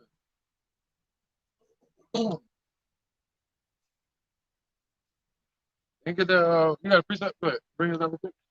This is Psalms 33 and 11. The counsel of Yahweh standeth forever. The thoughts of his heart to all generations. Blessed is the nation whose God is the Lord, and the people whom he hath chosen for his own inheritance. All right. So blessed is that nation. That's why he said, "In Abraham shall all the nations of the earth be blessed." What nations that talking about? The nations of Israel. All right. And Yahweh is that blessing. Okay. Yahweh, we're blessed through Yahweh. All right. So if you don't know who Yahweh is, or to call on him, and you're not an Israelite, you're not blessed. All right. Let's get no, 1 second. Let me get Mark 4 and 11. And Romans 11 again. This is Mark 4 and 11. And he said unto them, unto you it is given to know the mysteries of the kingdom of Yahweh Bashem Yahushua. But unto them that are without, all these things are done in parables. There you go, man. So all these things are written in parables to them. A parable is what? A simile, a riddle, you know, a mystery, a dark saying that they cannot understand. But to us it's made plain. All right. Yeah, so that's the mystery. You know? And that goes back into Revelations being written like a puzzle. You know, got that precept? Precept? Oh, you had something else, Dave. All right, just real quick, my bad. All right, because the Revelations is put together like a puzzle. Again, that's why he said, write the things that you have already seen and know of, and write the things that you see, and write the things that's going to happen in the future. And he was giving the visions not in order. All right, go ahead, brother. All right, this is the book of Isaiah, chapter 28, verse 10. For precept must be upon precept, precept upon precept, line upon line, line upon line, here a little and there a little. All right, man. So that's what creates the doctrine. All right, here a little and there a little. You can read the book like a storybook to get the basis of the understanding and the history. But then you got it in the laws, you know, and the prophecies. But then you got to piece them together like a puzzle. All right. So all throughout Revelation, you can piece them together to understand who the dragon is, to understand who the whore of Babylon is. Right? This is the book of 2 Timothy 3 and 16. All scripture is given by inspiration of God, Jehovah Bashem Yahushua, and is prophetic for doctrine, for reproof, for correction, for instruction in righteousness. There you go. So all this is given by inspiration of the Lord. All right. Right. And in the Wisdom of Solomon, I think it's 7. It said, "Spirit of wisdom is a pure influence flowing from the Most High, and is an image of His goodness." So what the brother just read, he said, "What? All Scripture is by inspiration of the Most High." So He got to inspire you to do this work, to do it correctly, and it's profitable for what? Correction, to be reproved, and everything, man. But 2/3 of our people don't want to be reproved, and they don't want to come to the light. But they got to change their ways, man. All right, that's called being stuck in their ways. And ultimately, they're going to be stuck in destruction. All right, because America's about to be destroyed. You know, it's about to happen. You know, thermonuclear fire. It's time to repent. The Negroes, Latinos, Native Americans, we're God's chosen people. You know, the Most High's true name is Jehovah. His son named Jehovah. Go ahead. This is John chapter 3, verse 19. Verse 18. He that believeth on him is not condemned, but he that believeth not is condemned already, because he hath not believed in the name of the only begotten Son of Jehovah. And this is the condemnation, that light is coming to the world. And men love darkness rather than light, because their deeds were evil. They're by their own shadow. Yeah, their own way, man. And I'm just bringing it out to back up what the elder was saying, man. All right, if nobody wants to turn to the light because they're gonna have to change themselves. All right, so that's why they're gonna be numbered to the sword. They're gonna be left there for destruction. Right, let me read this real quick. 1 Timothy 5 and 6. Think about the women, right? But she that liveth in pleasure is dead while she liveth. Hand in hand, you got the men, the brother reading about, and you got the women as well. You know, choosing darkness rather than light. Right? So they're living in it. John 3 and 20. For everyone that doeth evil hateth the light, neither cometh to the light, lest his deeds should be reproved. But he that doeth truth cometh to the light, that his deeds may be made manifest, that they are wrought of Jehovah. And that's bottom line what it is. So the ones that we were all once out here in darkness at one point in time. But when we seen that beacon of light, what did we do? Well, we halt in our tracks. He said, you shall see, hear a word behind you saying, this is the way, walk ye therein it. What did we do? We turned back towards the light and started walking towards the light. And guess what? The more the light shined upon us, the more we saw that we were embedded in wickedness, we started to reprove ourselves. That's what the light is for you to shine the light upon yourself, right? Shine the light upon yourself, you fix yourself. Once you start to correct yourself, then you can shine the light. You will become that light. You don't have to shine it because you become that light, and it shines upon everybody else, and you can help them do the same thing, right? But if you want to be a part of darkness, you're gonna what? Help everybody become dark. Follow a multitude of do evil. This is the book of Job 12, 22 and 23. He discovered the deep things out of darkness and bringeth out to light the shadow of death. He increased the nation and destroyed them. He enlarged the nation and strengthened them again. All right, what nation is he enlarging and strengthening again right now? The children of Israel, man. Again, he said, read that first part again. He discovered deep things out of darkness and bring it out to light the shadow of death. All right, bring it stuff the deep things of darkness, bring it out to the light and bring it out of the shadow of death. Where's the shadow of death, man? Right here in America. All right, so now he's bringing us out of darkness into the light, man. And that's the whole sole purpose of Yahweh Shai being that beacon of light, showing us how we're afflicting ourselves, so we can turn back to the Father, man. Showing us what we need to do to turn back to the Father.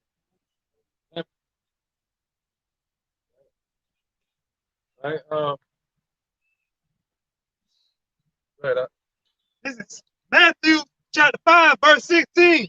Let your light shine so before men that they may see your good works and glorify your Father which is in heaven. And that's the point. Let the light shine among men.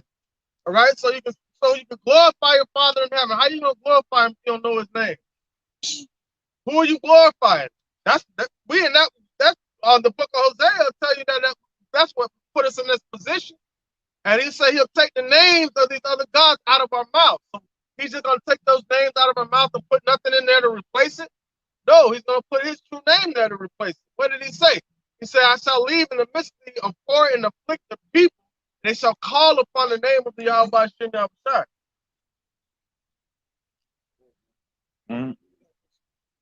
Look at Romans 11 real quick. No. This is Psalms 23, verse 4. Yea, though I walk through the valley of the shadow of death, I will fear no evil. Right, that was originally spoken. Where you at, Psalm? Yes, that was originally spoken by King David. All right. For thou art with me, thy rod and thy staff comfort me. Thou preparest a table before me in the presence of my enemies. Thou anointest my head with oil, my cup runneth over. Right, that's right, man. So, where you at again? Psalms 20. Yeah, he said the valley of the shadow of death, right? Yes, sir. And that's right here, America. America's that valley. All right, and he anoints our head with oil, and our cup runneth over, man. The more you into this truth. All right, that's right. The more you study, that means the Lord gonna give this wisdom to you abundantly.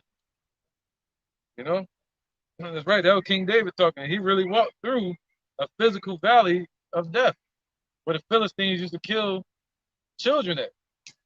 America's that place too. So he was walking through seeing dead bones, and there was a shadow literally that faced in that valley. And he had walked through there fleeing from his son Absalom. All right, he wrote that precept. So now we walking in those same shoes to this valley of death. If we just can't, we see the dead bodies walking, standing around, walking around, being in folly. Right. Imagine we can see the amount of physical dead bodies that were killed in this place with Planned Parenthood and things like that. See. You know? And spiritually dead. Huh. We walking amongst the spiritually dead, man. Go ahead up. The book of Isaiah 11 from the top. No, number 2. And the spirit of the Lord, Jehovah should rest upon him. The spirit of wisdom and understanding. The spirit of counsel and might. The spirit of knowledge and of the fear of the Lord, Jehovah. And should make him equipped of quick understanding in the fear of the Lord. And he should not judge after the sight of his eye, neither reprove after the hearing of his ear. And that's talking about the deliverance of the children of Israel being sent, that enzyme being sent, being Jehovah Shai, the root of Jesse. All right, which shall stand for an enzyme for the people, man. So it shall the Gentiles seek. What Gentiles? The ones that are in the Gentile state of mind that were walking around dead like zombies at one point in time, but got life put into them by the spirit of Jehovah Shai.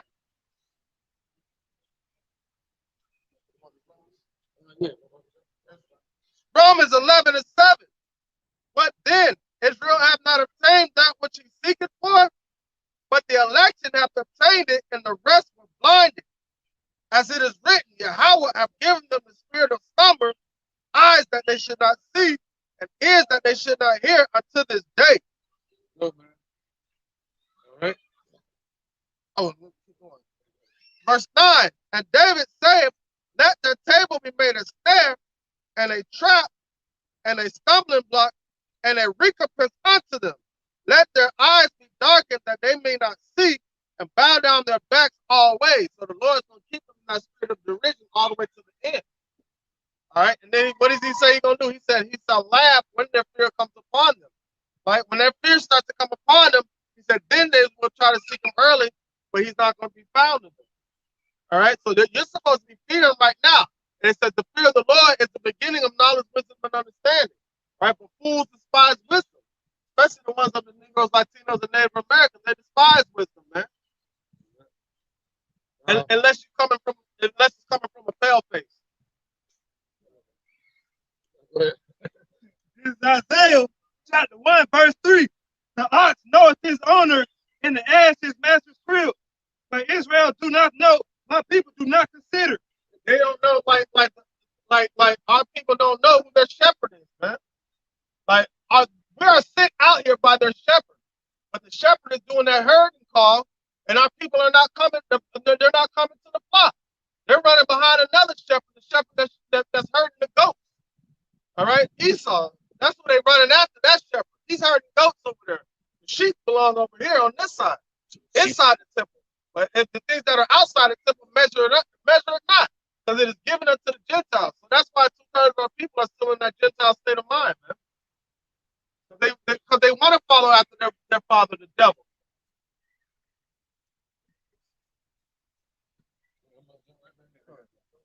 Verse 4.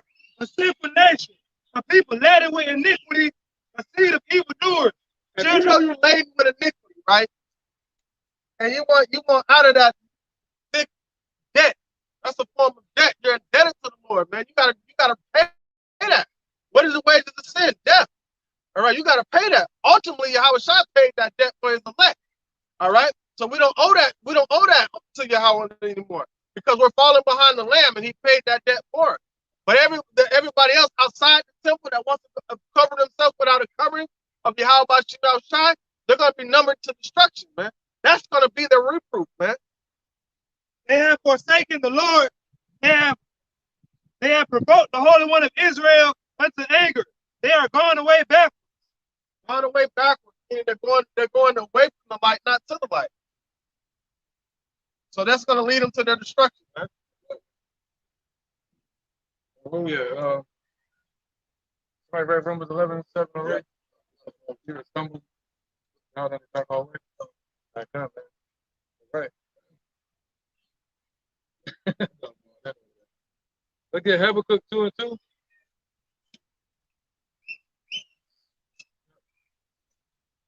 Habakkuk 2 and 2, Proverbs 8. This is book of Habakkuk 2 and 2. And the Lord answered me and say, write the vision and make it plain upon table. Right, so write the vision, but make it plain. Not adding in stuff, not making giving off an uncertain sound. Somebody know what that's at? Something to give an uncertain sound. That's right, so it's supposed to be plain. That means to be what? Crystal clear. Like the brother y'all all read earlier. Clear as crystal. So you're supposed to make this truth plain before everybody, man. No private interpretation. All right, go ahead. That he may run, that write it. Oh, read it. That he may run that readeth it, right? What is this? This is a race. But he said what? Those that run, they run with all. But they gotta what? They gotta run righteously, man.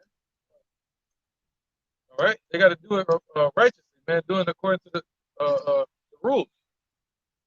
You know, not adding in their vain thinking, man. Vain jangling. Like Cesariak or ISUBK saying that the MOTB is just a embargo. That's what Johanna teach, calling themselves the general, calling themselves killers. We are killers. Call them Sergeant Slaughter. He slaughtered our people. Yeah, Sergeant Slaughter, yeah. Killing our people. That's right. Yeah, they killers until Esau show up. Right up. All right, this is the book of 1 Corinthians, chapter 14, in verse 8. For if the trumpet give an uncertain sound, who shall prepare himself to the battle? Start at 6. All right, this is the book of 1 Corinthians, chapter 14, and I'm going to start at 6. Now, brethren, if I come unto you speaking with tongues, what shall I profit you, except I shall speak to you either by revelation, or by knowledge, or by prophesying? Right, so yep. There you go. There go Revelation. Yep, you're supposed to be speaking the revelation. What does the word revelation mean? To reveal. You're supposed to be speaking the things that were revealed to people like John the Revelator. You're supposed to speak it what? Plainly. All right? And write it upon tables. It's been written upon the tables, and we're the ones that's running in the race. Go ahead. Or by doctrine. Right, so you're supposed to speak by revelation and by doctrine, right? Have the same doctrine. And you're supposed to do it plainly, man. And even things without life giving sound, whether pipe or harp. Right, just like an instrument, man. You got a band or orchestra with instruments, and this and what's that guy named? The conductor, Jehovah would be the conductor, and he said to do it this way, and then the trumpet play what the hell they want to play. They're playing Harold Melvin and the Blue Notes, and the motherfucker jump off, start playing Boys and Men. Itself, they give a distinction in the sound. How shall it be known what is pipe or harp? You got to be very distinct doctrine, distinct revelation. What was the other word? Revelation, doctrine, prophecy, and prophecy. So all those have to be distinct, precise, and clear. All right. To go into that, a conductor, he'll have everybody play one note, and he can sing. A real trained conductor can single out one person that's off. He's like, nope, something's off, and they'll go right to that person. Like, no, you go off. Right, man. It's like a choir. Go on. Go ahead. Verse 8. For if the trumpet give an uncertain sound, who's Another uncertain sound is saying that Esau is not going into slavery when they are. Right? They got to know who they are too. The biblical Edomites are the Caucasian race. Right? Just like we're not Hebrews, we're really Israelites. Right? From the tribe of Judah, Benjamin, Levi, you know, Simeon, Zebulun, Ephraim, Reuben, Gad, Naphtali, Asher, Manasseh, and Issachar. All right, Negroes, West Indians, Haitians, Dominicans, Guatemalans, Puerto Ricans, Panamanians, Seminole Indians, North American Indians, Argentinians, Chileans, Colombians, Uruguayans, Cubans, Mexicans, and the rest of our Israelite brothers and sisters that are scattered amongst the other nations, looking like that. Like 18 nations. 2 all the way down, heathens. Right. Yeah. Yeah. You know how you do it? Heathens. Yeah. It's called heathendom. Heathendom. Yeah, and we actually we're scattered amongst these people too. Huh. All right. That shows you all the places where we've been scattered. You know?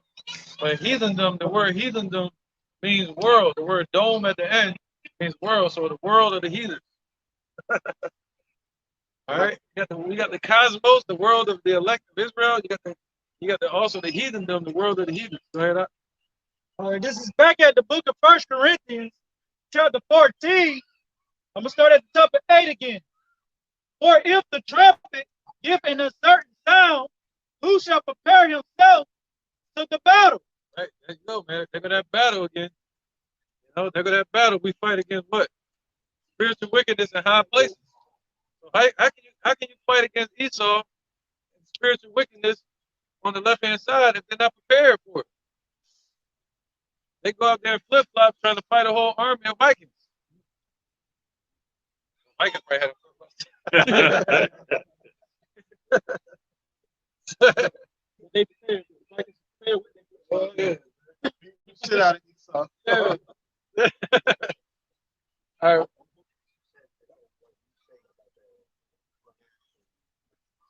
Yeah, that's like showing up to a fight, but bringing a knife to a gunfight. Yeah. This is the book of Deuteronomy 4 and 2. Ye should not add unto the word which I command you, neither should ye diminish out from it, that ye might keep the commandment of the Lord Jehovah your God, which I command you. Huh, so you don't add perverse things to the word of Yahweh Shem Shai, like saying Esau can make. You don't take things away from the word of Yahweh Shem Shai, like the name. You know what I'm saying? So those are the things that you're gonna get judgment because of that.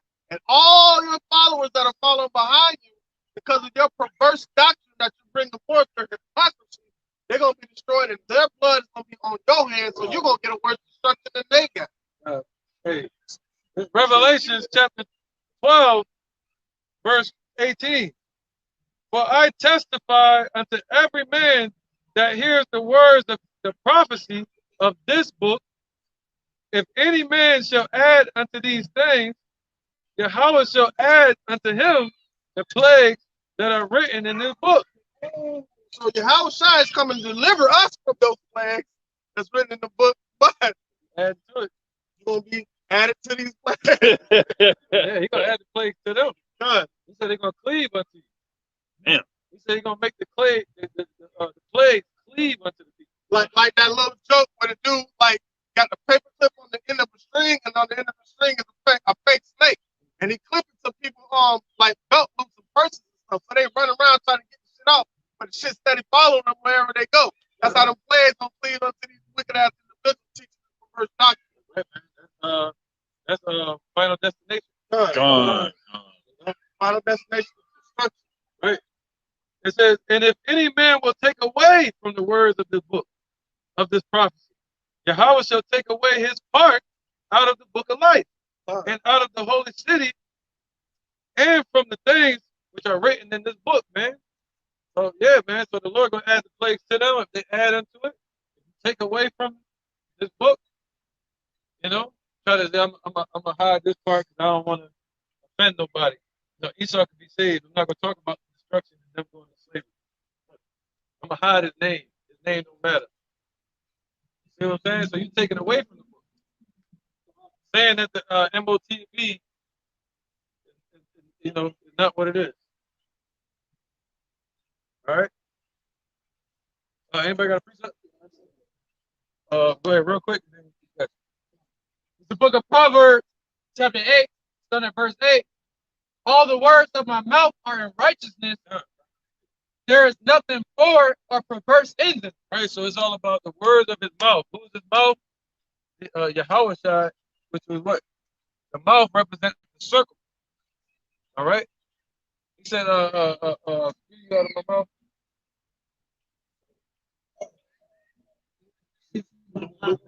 Yeah.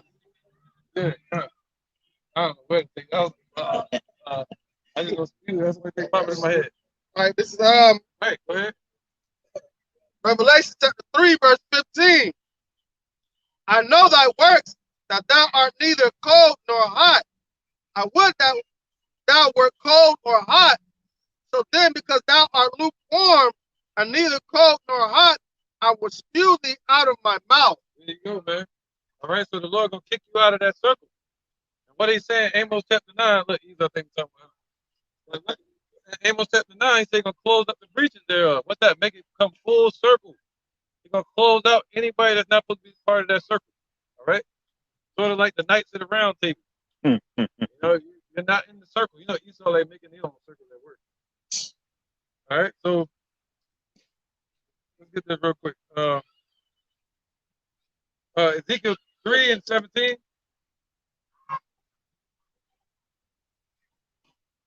Yep, Ezekiel 3 and 17. Book of Ezekiel 3 and 17. Son of man, I have made thee a watchman to the house of Israel. Therefore, So here, like that. But first, he said, what? Wait on your ministry. He also said, prepare your soul for temptation, for trials. But then he says, what? I have made you a watchman. You got to watch the prophecies. You got to watch what's going on in the world. You got to warn the people. Go ahead. therefore hear the word at me, at my mouth, and give them warning from me. Right, so who we hear the word from? We hear the word from the prophets. All right, just like people hearing it from us today, we hear it from our elders. All right, we hear it from other actions, you know, and that's just it. So he said, hear the word in my mouth. That's the mouth. That's the inner circle. All right, that's why Apostle Gabar always says that. He always say this thing about it. Okay, so he said what? He said he's gonna spew. He's gonna spew the hirelings out of his mouth. The ones that are playing both sides. You know, not making up their mind yet. You know, saying I'm gonna turn to the Lord, but they putting it off day by day. The Lord's gonna spew them out. All right. Somebody reading about the mouth. I stopped you. That was you, I think. Proverbs 8 and 8. Yeah, Proverbs 8 and 8 all the time. It's back at the book of Proverbs, chapter 8 and verse 8. All the words of my mouth are in righteousness. There is nothing forward or perverse in them. They are all plain to him that understandeth, and right to them that find knowledge. There you go, man. All right. So the words of his mouth are pure, right? That's right. Are pure words, man. All right. So that's what it's about. You know, what was the last part of verse 9? And it says, verse 9, they are all plain to him that understandeth, and right to them that find knowledge. There you go, man. So they are plain. It's plain to the ones that can understand. But somebody else, they'll read Revelations and there'll be a stumbling block to them. All right? But it's plain, crystal clear to the hopeful elect. So here's right. Matthew chapter 24, verse 4. And Jehovah answered and said unto them, take heed that no man deceive you. For many shall come in my name, saying, I am the Amashiach, and shall deceive many. All right, so we got leaders accounts, not GMS, IUIC, individual lights. We got anybody out here, they'll follow after anybody but the Most High. Some people think they the Most High. Like IUIC, Nate, he think he the Most High. He want people worshiping him. But anyways, we're supposed to seek after the Most High. We're not supposed to seek after these leaders. That's what we fell off again. We want something we can see. We're not supposed to go after what we can see. The things not seen are really the things that are seen. So we're supposed to look for the Most High and have faith that he exists and he will deliver us. Not Nate telling us we can wear purple, pop out, and do what I say you do, and you all right. That's not going to get us nowhere. He can't even save himself. Talking about saving everybody else. And I don't know if this is true or not, but someone said that he on bed rest for a little minute and can't really shake nothing. But just like how the brother said, the things that are not seen. Because what is faith? Faith is the evidence of the evidence of things searched for. Somebody get it real quick. Hebrews 12:1 or something 11:1. Yeah. Bring it up. It's the book of Hebrews, chapter 11, verse 1. Now faith is the substance of things hoped for. Now faith is the substance of things hoped for, the evidence of things not seen. Evidence of things not seen. The substance of things hoped for, the evidence of things not seen. I'm going to tell you the most beautiful thing in the world. So it wasn't maybe about, let's say, 75 to 100 years ago, we weren't even allowed to read books, all right, let alone the Bible, right? All right, now let's move forward. 60 years ago, we weren't allowed to be out in public congregating like this, all right? That's the evidence of the existence of the Lord right here, seeing men standing up in great boldness in the face of their oppressors in a span of 100 years. That's not a long time. That's the evidence of things hoped for. That's what faith is. All right. So now this is faith that gets us standing out here in the spirit of Jehovah by Shai. Now, faith boosters. The promises come to pass. The things that we are speaking out of our mouths through the spirit, being the voice of the Lord, coming to pass, right? Not only right before the other people's eyes that believe, but in front of our eyes also, who are trying to convince them to believe. Because what does the scripture say? I shall give you a mouth of wisdom that your enemies cannot gainsay nor resist. So it's a spiritual battle. You got something you want to say, bro? Oh, okay, go ahead. It's the book of Wisdom of Solomon, chapter 5, starting at verse 1. Then shall the righteous man stand in great boldness before the face of such as have afflicted him and made no account of his labors. They're afflicted of and made no account for our labor. Because if we talk about these things that happened to us during the time of slavery, they don't want to make no account for that. This is what built America today. You wouldn't have the luxurious, lavish lifestyle in America if it wasn't for us going through this. So we had to make this sacrifice for y'all to live good and lavish. Y'all living good right now.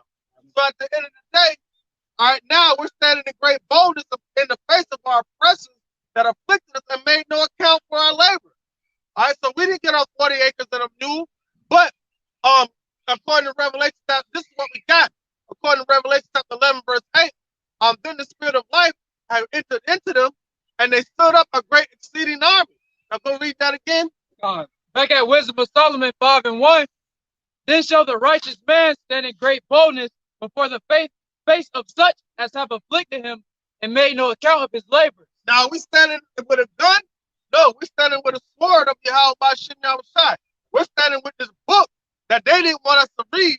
We're standing with the same book that we used to get hung and licked for even looking at. You better not recite any of these scriptures out here, or only recite the ones that we want you to quote and teach them to your people. All right? Keep them at bay. Keep them calmed down. But what happened though? The Lord said, yeah, you can go ahead and do that, but I'm going to lift up their spirit. I'm going to make them rise up as a nation, as a people. And I'm going to take the small number of my elect, and I'm going to destroy this kingdom of Babylon built up by Edom. That's us standing in great boldness in the face of our oppressors. That's what's bringing that fear upon them. Some more on that. Verse 2. Wisdom of Solomon, chapter 5 and verse 2. When they see it, they shall be troubled with terrible fear and shall be amazed at the strangeness of his salvation, so far beyond all that they looked for. All right, so now I was grub bubbing last night, and I was going into the neighborhood. I went to the neighborhood Washington Heights. I used to live out there, and I used to live right next door to there in Secret Village. I lived in these places, man. Now, if you want to see some zombies, go out there, because the messed up, they're content with that lifestyle and that way of living. They're content with that way of life. They're content with that thought process, man. All right, so now those are the Esau. No matter how many, you can have thousands of guns in there, and thousands of drugs, and all the money in the world. Esau's not scared of that because he know that they're content with that way of living. This is what he has a problem with. That's why they want to call us black Hebrew Israelites. We're trying to say we're void, without understanding, without learning. No, we're the ones that have understanding. That's trying to call evil good and good evil. That's why he wants to say we're dark and perverse. Go ahead. Verse 3 of Wisdom in Solomon chapter 5. And they repenting and groaning for anguish of spirit shall say within themselves, this was he whom we had sometimes in derision. Boom, sometimes in derision. Now he wanted all of us like that in that state of mind. Now remember the movie The Ants, where they let that one ant speak out of slide, and how the head grasshopper like, bro, you can't let that happen. Oh, it's just one little one. He said that one little one can influence the rest of them to rebel, man. So all it takes is one of us to ignite it. Abba Bivens ignited it, man. John, that was Elijah coming back in the flesh. That an ass was prophesied by Jehovah by Shah. All right. Our Messiah prophet prophesied for Elijah to come back. All right, and then they asked about Elijah to come back. He said Elijah has come and he will surely come.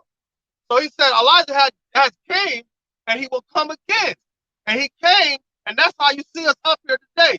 Go ahead.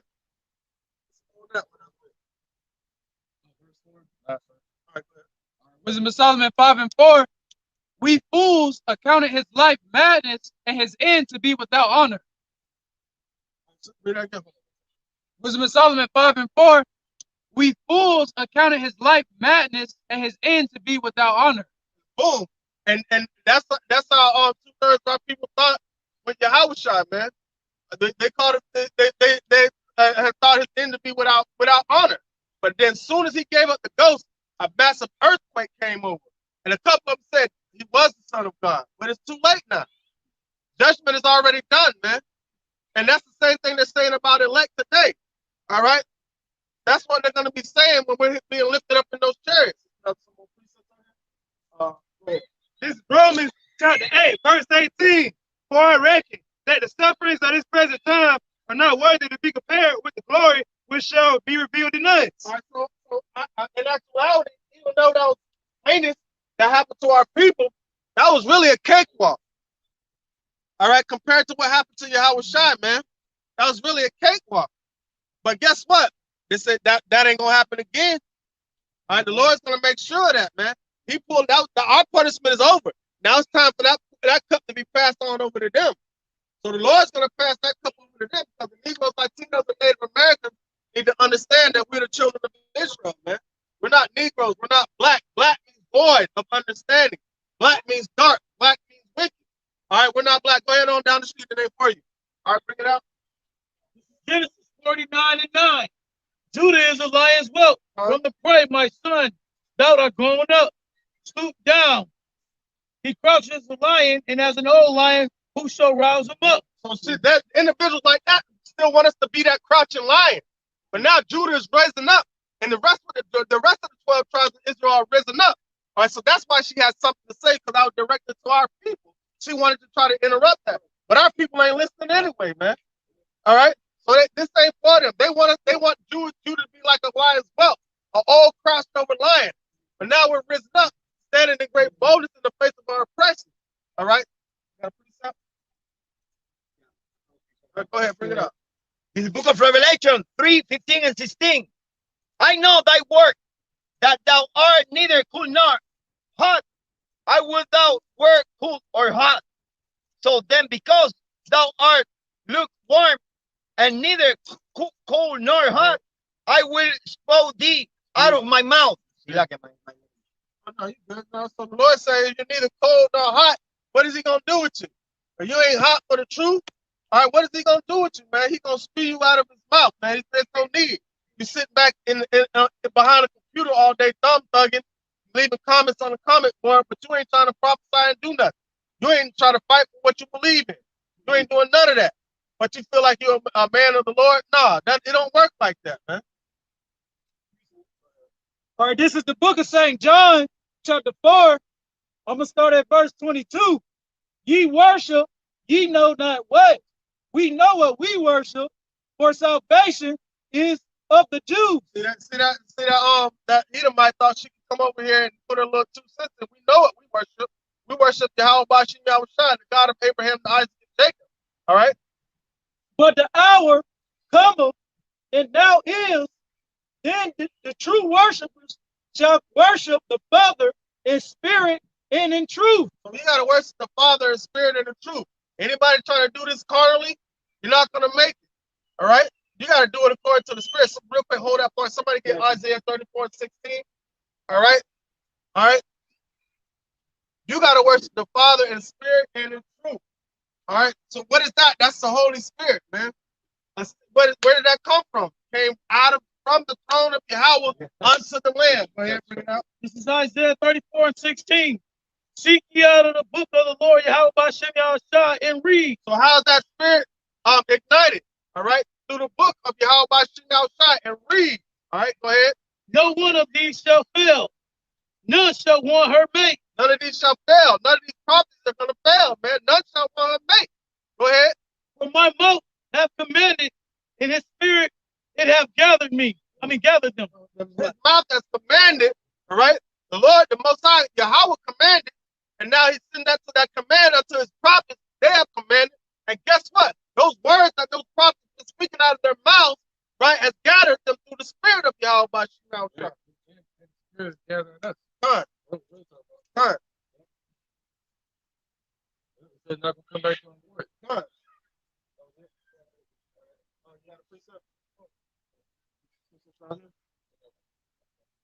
Psalms 91, Psalms 119 and 2. Blessed are they that keep his testimonies and that seek him with the whole heart. You can't come to the Lord with a half mind or a double mind. He says, seek him with your whole, with your whole heart. All right. And blessed are they that keep his testimony. What was the testimony? People like Paul. He had the testimony of Jehovah. All right. So and also what? What's the spirit of the Lord? Somebody get that? Yeah. So all right, those that keep his testimony. And one of those testimonies is what? About Yahweh. What Yahweh came to testify to us about. What did he testify to us? He told us about everything the Father told him. Thank you. Come on, bro. You got that revelation? All right, I'm going to get something else. All right, this is the book of Revelation, chapter 19, and verse 10. And I fell at his feet to worship him, and he said unto me, see thou do it not. I am thy fellow servant and of thy brethren that have the testimony of Yahweh Shai. Worship Yahweh, for the testimony of Yahweh Shai is the spirit of prophecy. The testimony of Yahweh Shai is the spirit of prophecy. The angel said, he bowed down and worshiped the angel. The angel said, see thou do it not. We're talking about an angel that sits in the heavens in the spiritual realm with Yahweh Shai. When he came out here to this realm, he said, I am thy fellow servant, thy brethren, man. Having the testimony of Yahweh Shai. All right, that testimony is given unto us. All right, so we are also servants, but from servants we became friends. All right.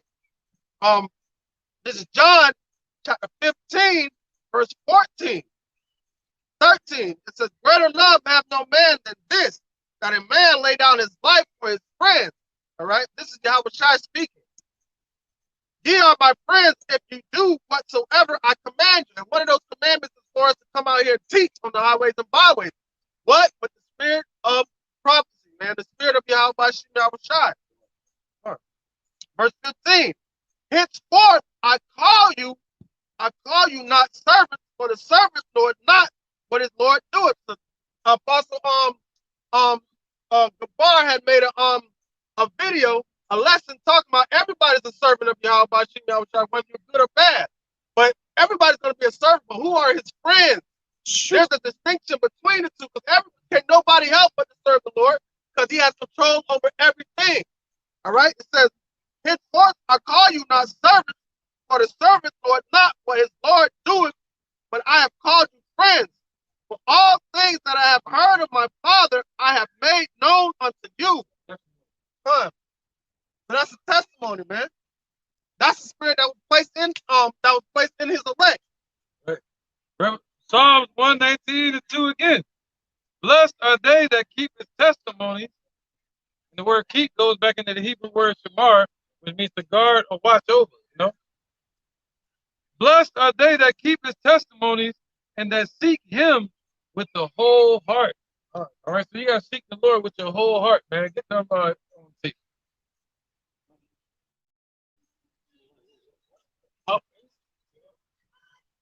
Staring like some zombies, boy. Scary movie. Yeah. They scared. They got demons on them, man. All right, so where we at? Let's get this real quick. Somebody grab Psalms 34 and 18. 34, 18. Go ahead, good boy. The book of Psalms, chapter 119, starting at verse 9. Wherewithal shall a young man cleanse his way? By taking heed thereunto according to thy word. With my whole heart have I sought thee. Oh, let me not wander from thy commandments. And I just brought that out to back up the precept the elder was just speaking on. Basically seeking the Lord with your whole heart. That's how you cleanse your way. Right.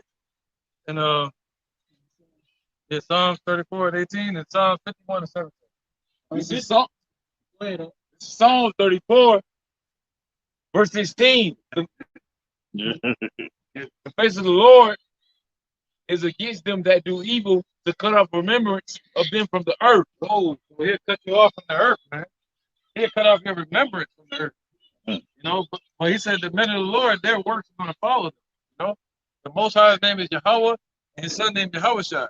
Negroes, Latinos, Native Americans, we're God's chosen people. This is great. We're about to get the kingdom, man. All right? I can tell that brother on the hair, man. He got that. He got Eve on it. Yeah, pulling him like a locomotive. Tugboat. All right. You was reading? They said, can you read it again? Psalm 34, verse 16. Right. The Most High is the so-called black man, and his son is the so-called black man from the tribe of Judah. All right. The Negroes, Latinos, Native Americans are the Israelites of the Bible. Go ahead. The face of the Lord is against them that do evil, to cut off the remembrance of them from the earth. Right. And it's really talking about Esau. Right. They're going to be cut off from the face of the earth. Yeah, he's against them. Okay, go ahead. The righteous cry, and the Lord hears and delivers them out of all their troubles. The Lord is nigh until them that are of broken heart. There you go. They're going to be broken. So he's nigh unto us, man. We were broken as a nation. All right? But he's nigh unto us. Go ahead. Save such as be of a contrite spirit. Contrite? And Savior such as be of contrite spirit. Right, what's contrite? 51:17. 51:17. He said contrite. All right, so this contrite right here, it says to collapse, to be crushed. Basically humble, man. To be crushed to pieces mentally. All right? Basically not being hard-headed. A head of stone. So the Lord said he's going to take away that stony heart and give us a heart of flesh. So they got people head as hard as a rock. Now the Lord said, you got to break that up. That's why in the military, that's why they do all that yelling and boot camp and stuff like that. They break them down mentally and physically, so that way they can build them back up. Sometimes you got to destroy in order to rebuild. That's what the Lord did with the nation of Israel. It's a beautiful process to perfect us and to set in order the first fruits, man, of our nation. And if 144,000 and 1/3 make it, all of Israel makes it. Later on. All right, so we don't lose as a nation as long as we're in this truth. Go ahead, up. That one. This is 1 Corinthians 12, 8, 9. This is how the Most High Jehovah Shai work in the elect. Number 8, for to one is given by the Spirit the word of wisdom, to another the word of knowledge by the same Spirit, to another faith by the same Spirit, to another the gift of healing by the same Spirit, to another the working of miracle, to another prophecy, to another discerning of the spirit, to another diverse kinds of tongue, to another interpretation of tongue. So Yahweh Ba'ashir Yahweh Shai give each and every brother their own office. Some brothers, they are good in motivational speech. Some brothers are good in the history. Some brothers are good in the breakdown. But each and every individual has a talent according to their faith, man. It all comes from the same spirit. The name is Jehovah, not Jesus. Don't even start.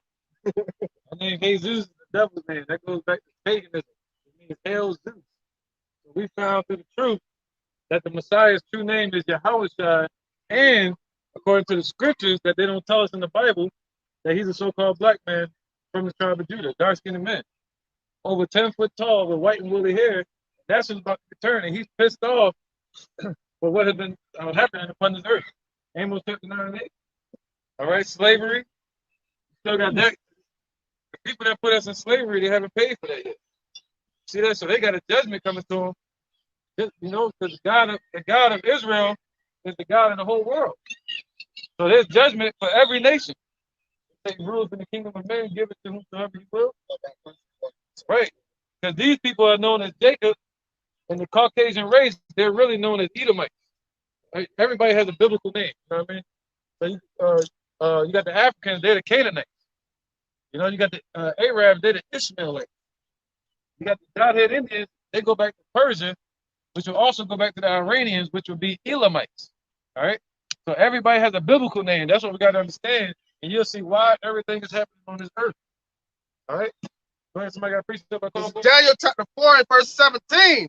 This matter is by the decree of the watchers and the man by the words of the holy ones, to the intent that the living may know that the Most High ruleth in the kingdom of men, and giveth it to whoever he will, and set it up over it the basis of men. Right. So you see these people in rulership right now, the Rothschilds, you know, all of these elite bankers, they rule the world. But who set them up? That's the thing. The Most High. But guess what he looks like? The Most High. Let's get that according to the scripture. He's a dark-skinned man. I mean, a dark-skinned entity, just like his son, Yahweh. All right, let's get that on Revelation 1 and 13. Because these people are ruling right now. Somebody got that? Second Ezra. Second Ezra. All right, bring it up. That's right, man. Bring that out real quick. Amos 9 and 8. Behold, the eyes of the Lord Yahweh Bashem Yahushua are upon the sinful kingdom, and I will destroy it from the face of the earth. That's right, saving. Man. So the Lord said, what? Nice and strong again? I'm stopping. Behold, the eyes of the Lord Yahweh Bashem Yahushua is on the sinful kingdom. So the Lord, his eyes are upon this place. He's watching it 24/7. What's that in Proverbs? Said he's angry with the wicked every day. The Proverbs. It's a song. Please go ahead. And I will destroy it off the face of the earth. Whoa, so the Lord's going to destroy this place, man. Well, he said he wasn't going to destroy the earth with the flood anymore, like during the time of Noah. He said this second death, that was the first death. Now the second death is going to be with what? Fire. And what do you hear Russia and all these nations talk about? ICBM missiles. What do missiles bring? Fire. See that? What is America? A body of land surrounded by water. What happened if you hit this? If you sweep this place with fire from one end of the earth, end of America to the other, it's going to be a lake of fire. Right? That's what a lake of fire. What's up, bro? That's what a lake of fire is going to be at right here in America. Okay. So there's a judgment for 2/3 of our people that don't want to listen, and there's definitely a judgment for Esau. All right, and a judgment for the rest of the heathen. All right. Precept, anybody? Yeah, go ahead, brother. It's the book of 2nd Ezra, chapter 6, starting at verse 9. Right, that's how you know who will be ruling in these last days. Ever since Alexander the Greek, all right, started ruling around 352. He was born, so he started ruling around 336 over Greece. And then around 330, he took down Persia, and he brought us into Greece around 332. Go ahead, Doc. And then from them, you had the Roman Empire. All right, then you had the Byzantine Empire where we were ruling for 1,000 years. And after that, Esau came out with the Ottoman Turks and took us down. All right? Go ahead, brother. The book of 2nd Ezra. Because the truth will set some free, and the truth will also make some flee. Go ahead, up. 2nd Ezra 6 and 9. For Esau is the end of the world, and Jacob is the beginning of it that follows. There you go, man. See that? We already got our flame going before they walk up. They don't want to come here to eat. All right? They see the flame thrower.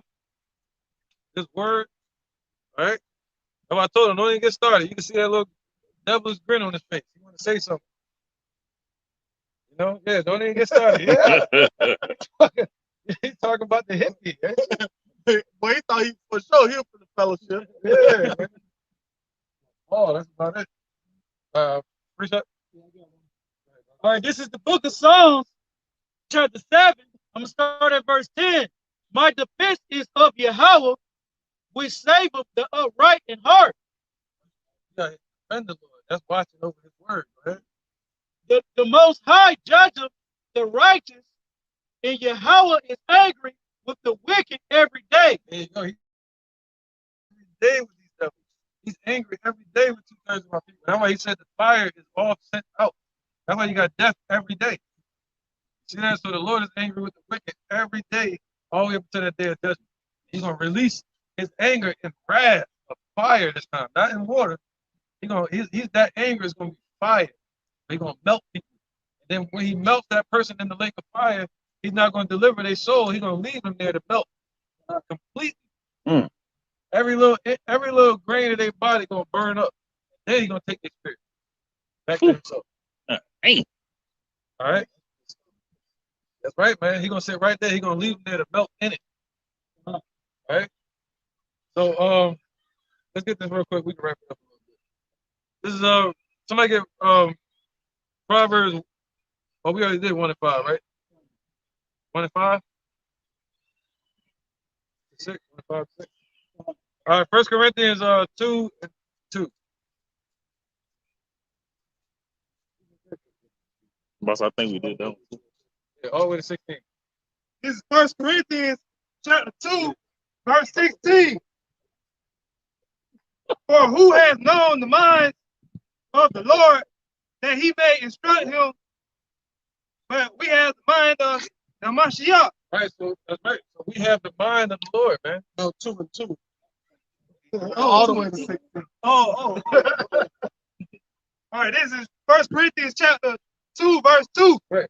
For I determined not to know anything among you, save Yahweh Shah Mashiach. Right, he didn't show up. Paul didn't show up speaking algebra. He didn't show up speaking geometry. You know, he didn't show up acting like a philosopher. You know, a theologian. What did Paul show up speaking? All right, brother. Y'all be safe, man. Yeah. He said, what did Paul show up speaking? He showed up speaking the testimony of Jehovah. He didn't show up talking about how to build a community.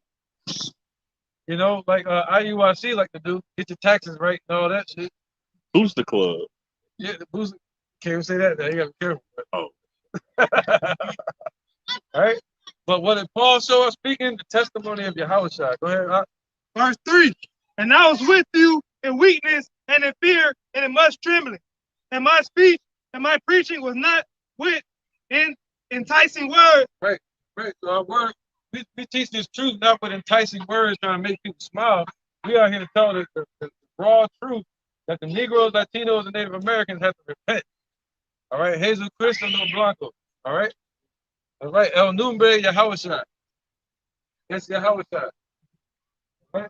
See. Right, man. Not familiar. That's right. That's right, brother. All right, man. So let's keep going. Where we at? Go ahead.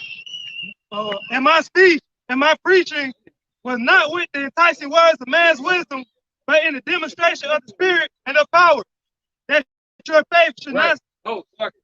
So he showed up not just teaching, but he showed up in the demonstration of power, meaning not actually flip that. Paul was saying, yo, at that time people were talking a good game, but they wasn't doing it correctly. Paul was saying he wasn't just about talking, he was about action. All right, that's what he mean by that. He showed up in the power of the Lord. Right? Verse 5, that your faith should not stand in the wisdom of men, but in the power of God. Right. So he want to make sure, just like today, we check on the churches and the brothers, you know, in different cities. Brothers check on other brothers or whatever you want to call it. All right. And he said what? He wanted to see if they were in the power of the Lord or were they just talking, bumping their gums.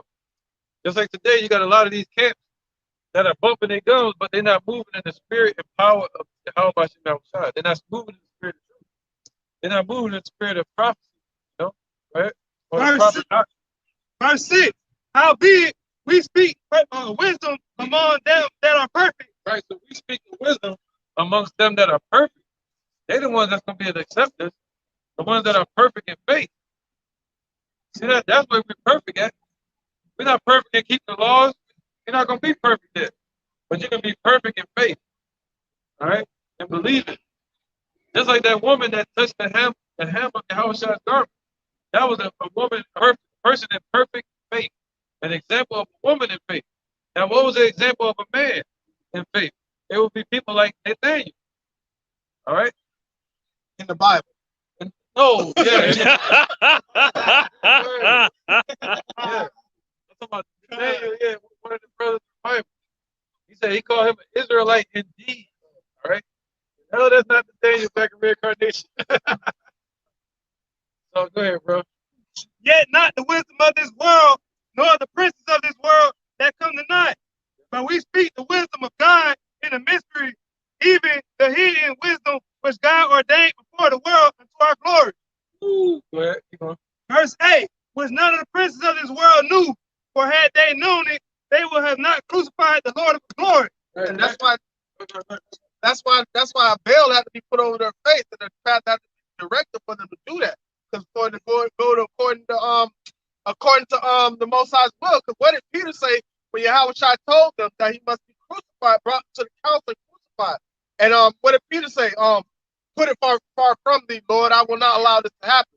And what did Yahweh say? Man, the devil looking to sift you. Right, yeah. You know what I'm saying? Hey, this is going to according to my Father's will. This has to happen, man. Right, that veil was pulled off there. He said he gonna remove the covering cast. Huh. Right, man. And all right, go ahead. I need some more rules. Right. Huh. Yeah. I think you said a good point though. Can you read that last word again? Verse 8, which none of the princes of this world knew, for had they known it, they would not have crucified the Lord of glory. Right. No, so why? Because they didn't believe in Yahweh according to the prophecy. All right, Yahweh showed up according to the prophecy that was spoken of him before. And Yahweh is so-called Negroes. That's great. You know, forget LeBron, forget King James, LeBron James. we dealing with King James Bible. You know, Yahweh. All right.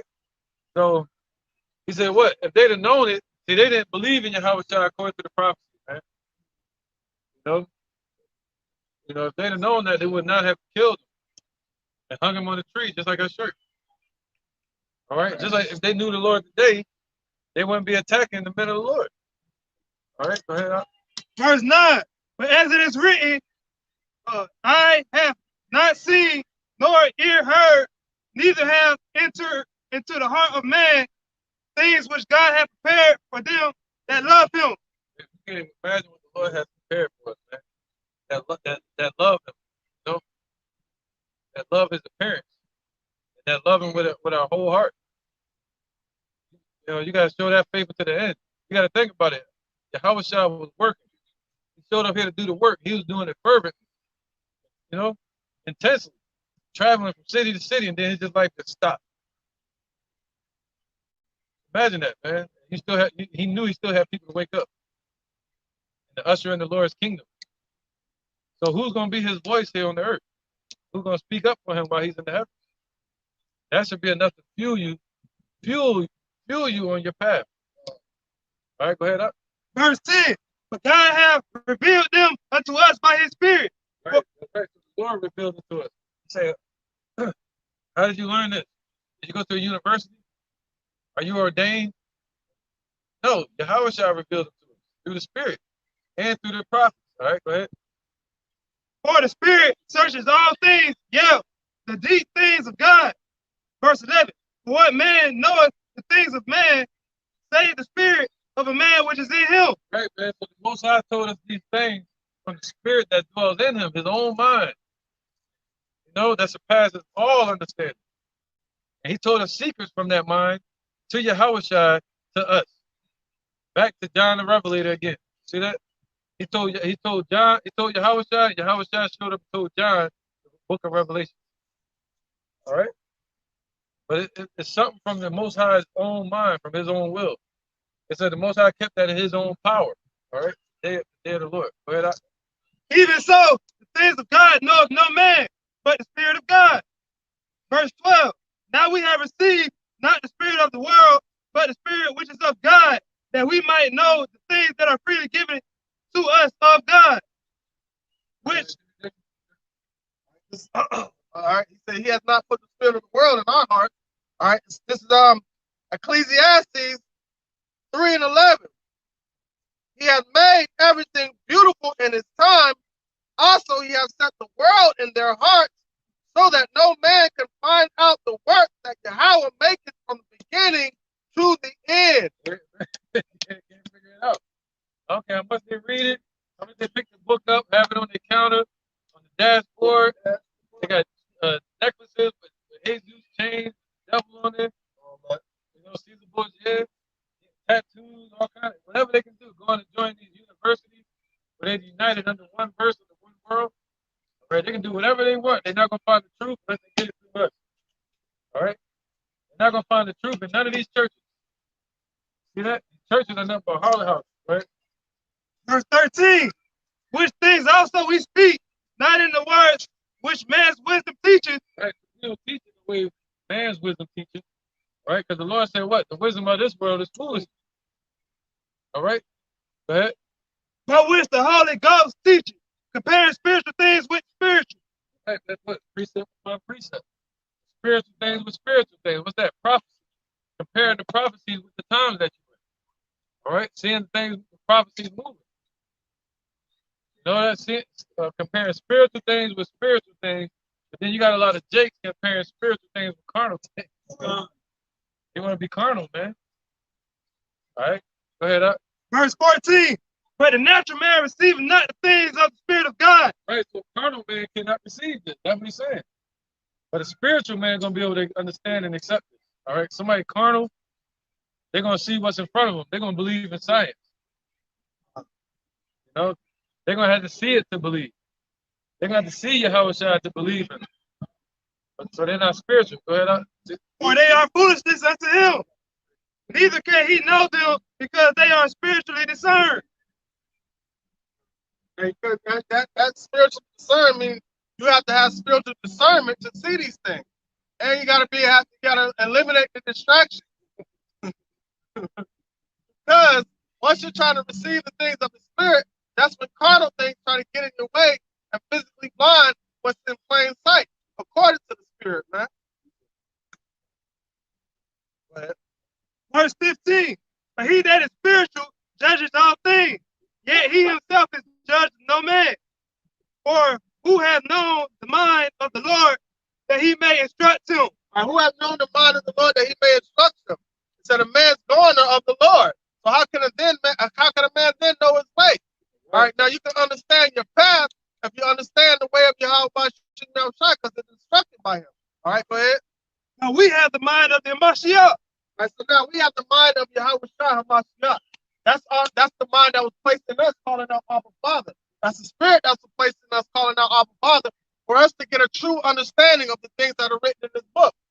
All right, he said, I will put my words in my mouth to give you wisdom that your enemies cannot gainsay nor resist, no matter who tries to come up.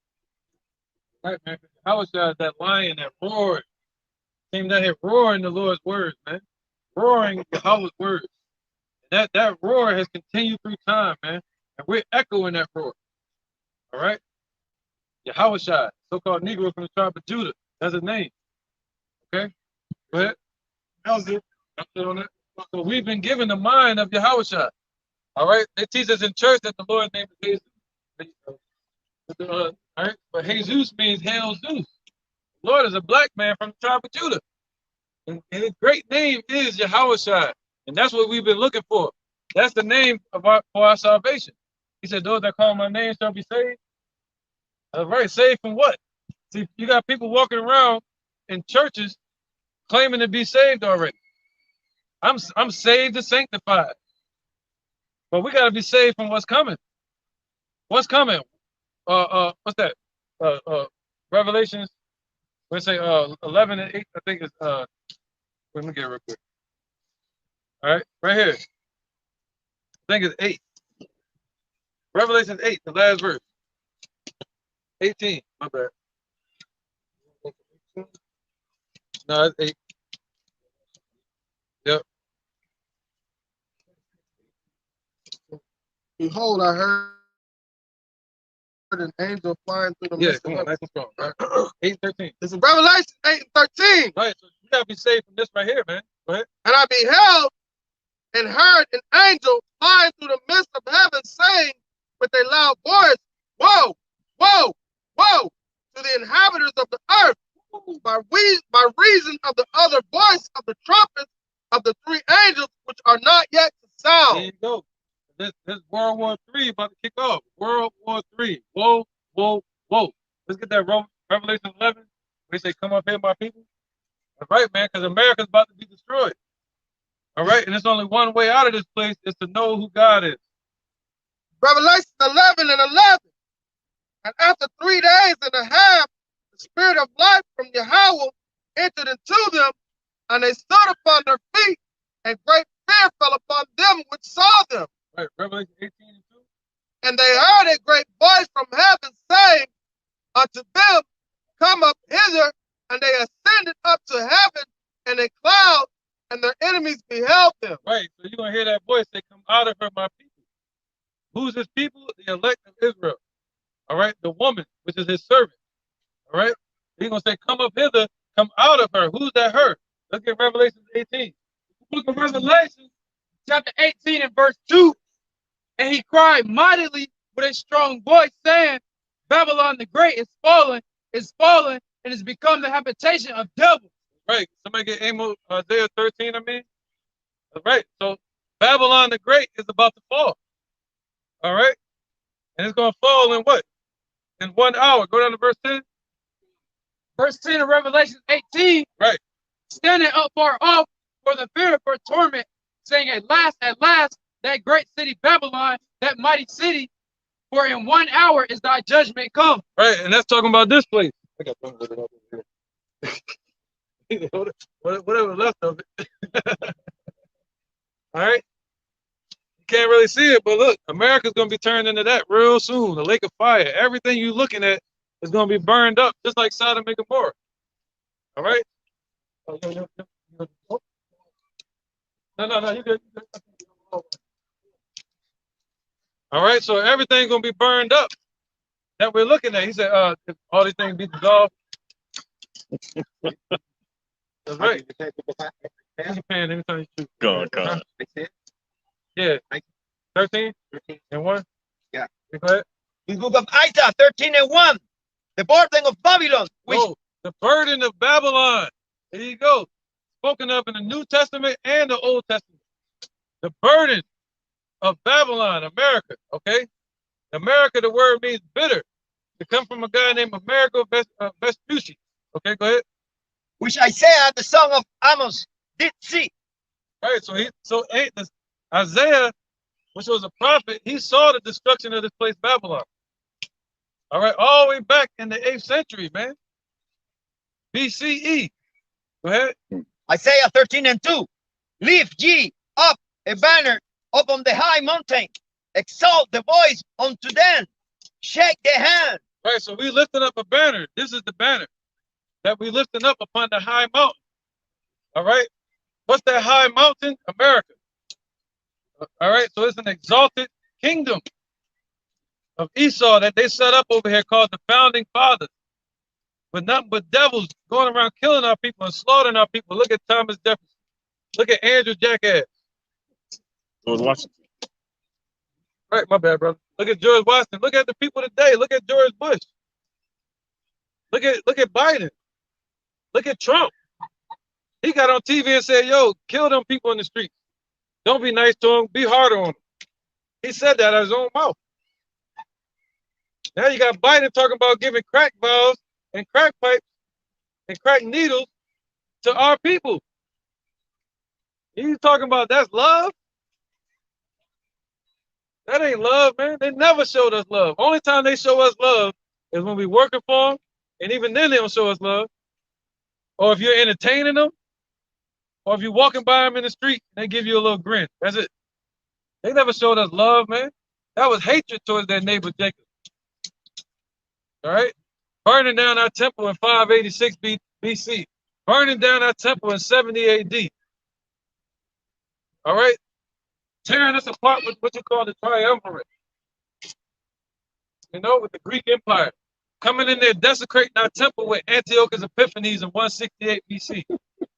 Desecrating our temple with Pompey in 63 BC.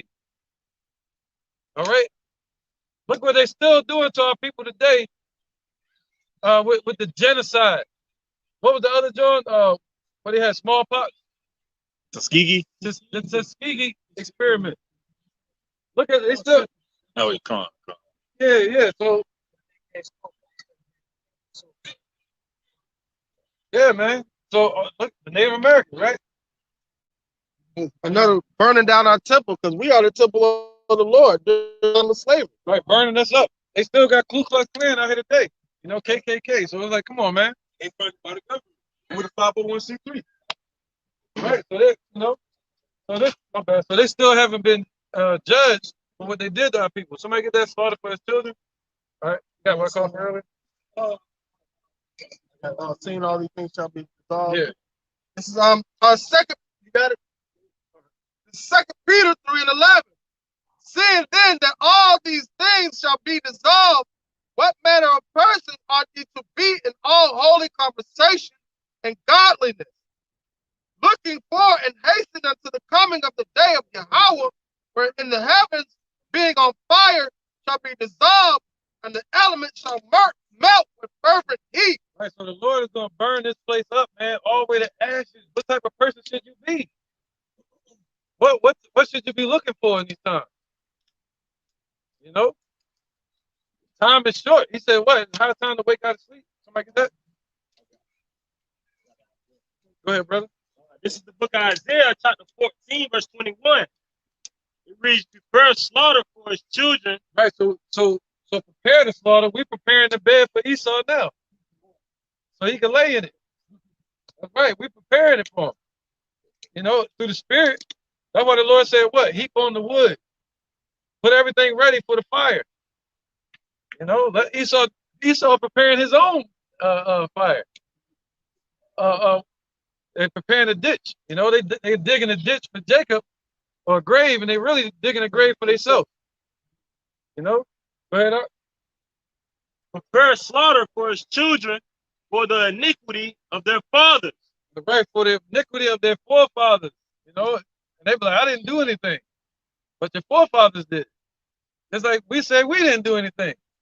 But our forefathers did. So we went into slavery. All right? That's right, man. You got to know who God is to be able to trust in him. You know what I'm saying? The Most High is a so-called black man, a black entity, and his son is Jehovah, a Negro. Okay? 50% better. Yeah, brother. Romans 13, verse 11. And that knowing that like the time that now it is high time to awake out of sleep. Okay. See, now we know. Now we know what times we're in. Because you got this brother, I might send him this video that I was talking to the other day. Hopefully he don't join GOCC after seeing this, man. Because he said, according to GOCC, we're not going to be here to go through the tribulation or Jacob's trouble. But he said, knowing the times, man, you got to know what times we're in. All right, we're going into the time of Jacob's trouble, the time of our salvation, the time of judgment. All right, an evil time, meaning a bad time. He said that knowing the time, it is high time to awake out of sleep. All right, go ahead. 2 Corinthians No. For now is our salvation near. Right, Then so we've been looking for salvation since slavery, but now it's near. We got to know that we're not African. We got to know that Lord's true name, that is not Jesus. That's not his name. His name is Jehovah. All right? Go ahead, brother. that when we believe, Right, so when we first believed, man. All right, and we believed 2,000 years ago. But now we see the prophecies. Now we know it's at hand. We know this is that time. Because the prophets asked the Lord back then. They said, Are you going to restore the kingdom now? He said, no, in the future. And now we see the prophecies coming to pass. We know that it's close, man. It's closer than when we first believed. Go ahead, In 2 Corinthians 5:11, knowing therefore the terror of the Lord Yahweh B'Shem Yahweh Shai, we persuade men. Okay, so we know the terror of the Lord. Why? Because we searched it out. We know the stories of Egypt. We know the stories of how the Lord judged Sodom and Gomorrah. He left everything for an example. All right? So through that, we persuade men with these stories. That's why you got to study to show yourself approved, man. All right, go ahead, interjection. The book of 2nd Ezra, chapter 8 and verse 61. And therefore is my judgment now at hand. Oh. These things have I not showed to all men, but unto thee. And if you like thee, then answered I and said, Behold, O Lord, now hast thou showed me the multitude of the wonders which thou wilt begin to do in the last times. But at what time thou hast not showed me? Woo. That's right. He said these are the last times, man. He said that knowing the times, high time to wake out of sleep, man. But the Lord said, wait, he showed the judgment unto his hopeful elect, or unto his elect. But he didn't show it unto the world. All right? So they're going to be what? Caught in derision, in their own delusion. They're not going to be looking for that day. You know, and it's clear, man. Look at these people, man. They have no clue. And they're going to be like this until judgment day. You know, the destruction can come today. That's what they're going to be. They're going to be doing this. Rolling around a damn plastic ball. You know what I'm saying? Go ahead. Isaiah 66:4. I also will choose their delusions and will bring their fears upon them, because when I called, none did answer. When I spake, none did hear. But they did evil before my eyes and chose that wherein I delighted not. Watching all them damn scary movies. Yep. The Lord's going to choose your delusion. Like the boogeyman, he's going to bring the boogeyman to you. You know, one of the most highest paying ratings in the theater is what? The scary movies. The Lord going to choose, all right? He's going to pluck their mind and see which one's scared them the most. He's going to give them that one. You know, and most of them, Edomite is a so-called black man. That's scary. He's going to give you a house shot. Right. Worst nightmare. That's the worst. A so-called black man ruling over you. Right? That was it. Okay, This is Jeremiah chapter 50 and verse 6. My people have been lost sheep. My people are lost sheep, easily led astray, man. They walk around like they're so damn dominant, but they under authority of this government. Straight up, you know. And if not, they'll be under the authority of Jehovah B'Shem Yahweh Shai. All right? You know, us, we're still in slavery in the East. So we're like sheep, man. You know, but 2/3 of our people are sheep that are led to the slaughter by the wolves, dressed in sheep clothing. Go ahead up. Their shepherds have caused them to go astray. Right, their shepherds caused them to go astray. You know, the daughters, 2/3 of our people, and also these heathens, they have caused our people to go astray. You see that? Turned away from Yahweh Shai, man. Okay? They've turned away from the Father. The way back to the Father. Go ahead. They have turned them away on the mountains. Right? They turned them away amongst these same governments that we're teaching against. All right? Amongst the nations and the governments. They, you know, they get jobs, what's that? The religious churches. And they get 501c3 charters through the government. And they turn our people away from the way of truth. Go ahead. They have gone from mountain to hill. Right, because they're seeking the truth. They go into these universities, these churches, seeking the Most High. Romans 10, real quick, Babakosha. They're seeking the Lord, but the Lord said what? The election are going to find it. All right? They're seeking the truth. Right? This is Romans chapter 10, verse 1. Brethren, my heart's desire and prayer to Yahweh for Israel is that they might be saved. Right, now vocab don't have that same prayer. Vocab want everybody and their family dog to get saved. For I bear them record that they have a zeal of Yahweh, but not according to knowledge. All right, so they got compassion towards the Lord, you know, but not according to knowledge. Why? Because the Lord has deprived them of that knowledge. All right, go ahead. They have forgotten their resting place. It's Jeremiah chapter 15, verse 6.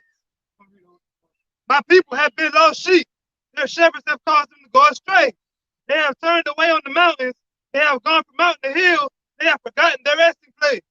You know, they have forgotten. That goes with the ox know of his owner, the ass his master's crib. But Israel does not know. They have forgotten Jerusalem. They have forgotten their resting place. What's our resting place? The Most High. Jehovah, that's our resting place, man. All right? So our people have forgotten, man. They think they Negro, they think they black, they think they everything but a child of God. But they think they witches, I guess. Yeah, throw that in there too. I'm gonna go there. Thank you, man.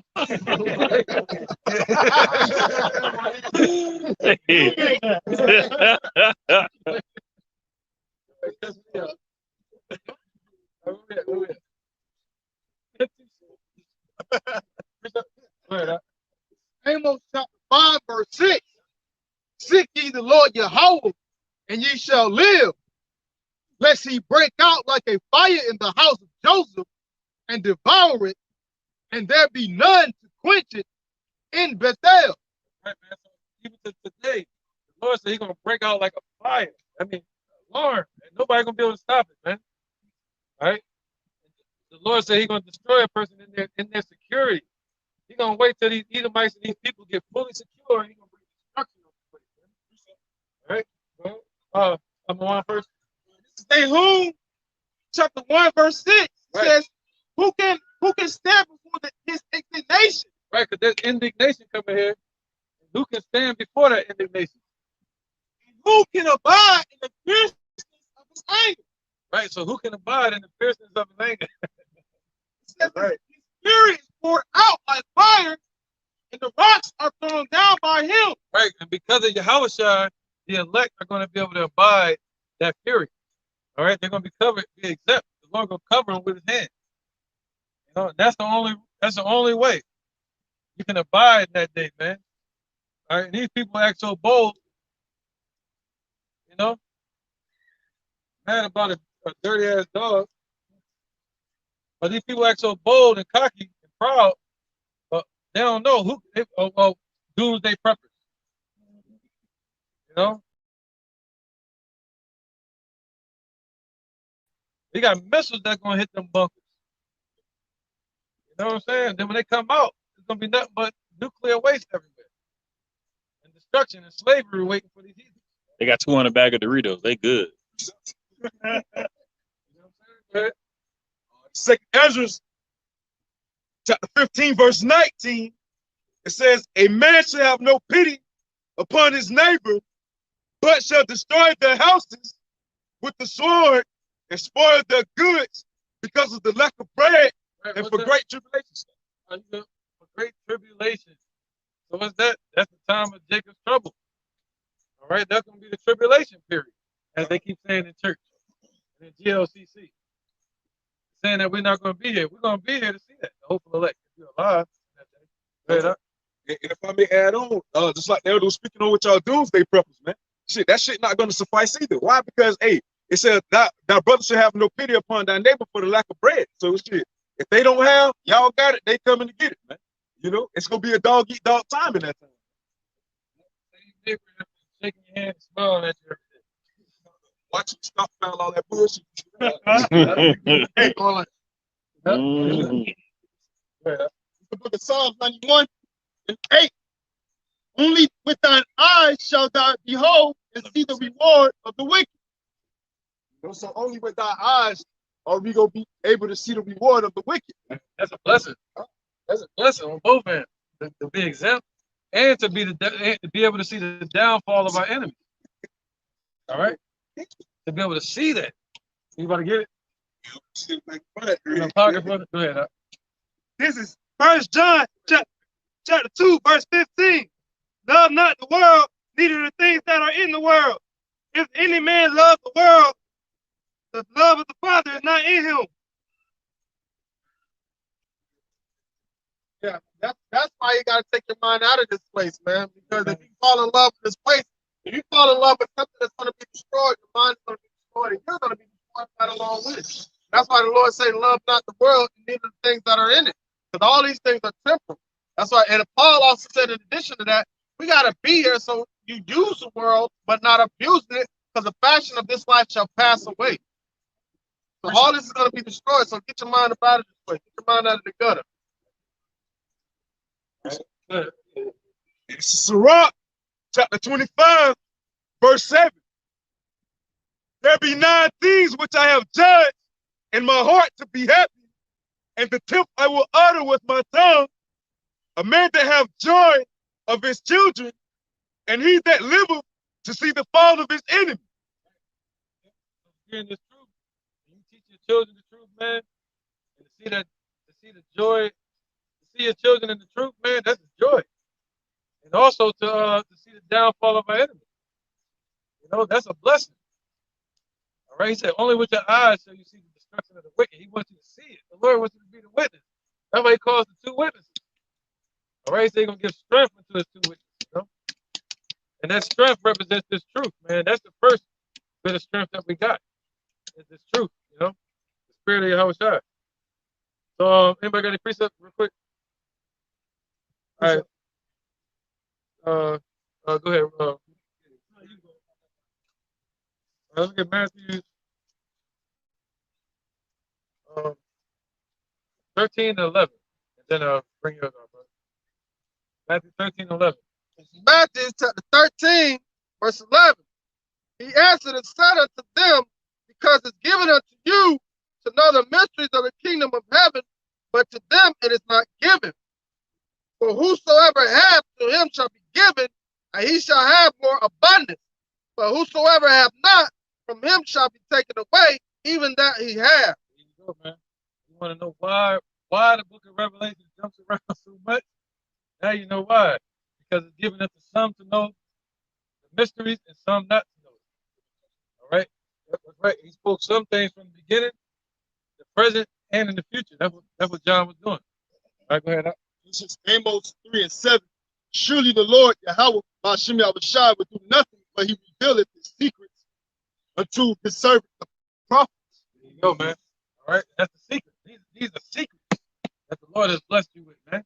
These are secrets that have spanned the test of time, from Yahweh's mind to the prophets to Yahweh Shai to you today, man, as a cup that's being filled up with that same water or that oil. All right, and he's saying our cup runneth over.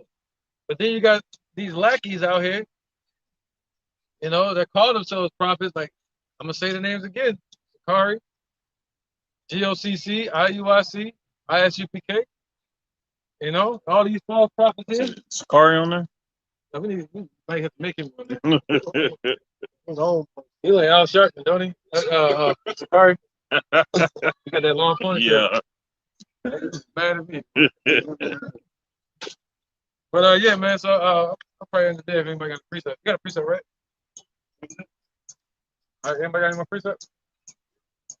The car probably. But he said, yeah, man, the secrets are given to the prophets, man. So if they don't understand the secrets or understand Revelation, Isaiah, no light in them. That's right, man. So if they don't understand it and park them to cause division, that's right, man. All right, because you gotta do precept upon precept, line upon line, here a little and there a little. You gotta match them up, put them in place, man. Just like a collage. Okay, bro. All right, this is the book of Isaiah, chapter 8, verse 20. To the law and to the testimony. If they speak not according to this word, it is because there is no light in them. Right. Yep. There's no light in them. What's the light? The spirit of Yahweh, the spirit of truth, man. There's no light in them. Judge the tree by their fruit. You know, they can't break down these scriptures correctly. You're gonna have some that slip up. That don't mean we're all imperfect trying to become perfect. You know, just because you slip up on the scripture, scripture say that man slip with his tongue. Right. Anybody got another precept? Romans chapter 16, verse 17. Now I beseech you, brethren, mark them which cause division and offenses contrary to the doctrine which ye have learned, and avoid them. All right. So basically, marking them, all right, pointing them out, all right, singling them out, exposing them, and avoid individuals like that. There you go. These individuals and these other false camps. Right. It's a car in them right there. And individuals like the Watazah. It's corner. Yeah, that's Oh, I I think got hypocrisy. Hypocrisy. Watazah and hypocrisy. Yeah, everybody make a post of that. Hypocrisy. Okay. Deformities, hypocrisy. Yeah, man. Where's that? All right, go ahead. You can bring that out. Huh? Yeah, go ahead. All right. This is the book of Sirach, 19 and 16. There's one that slippeth in his speech. Negroes, Latinos, Native Americans.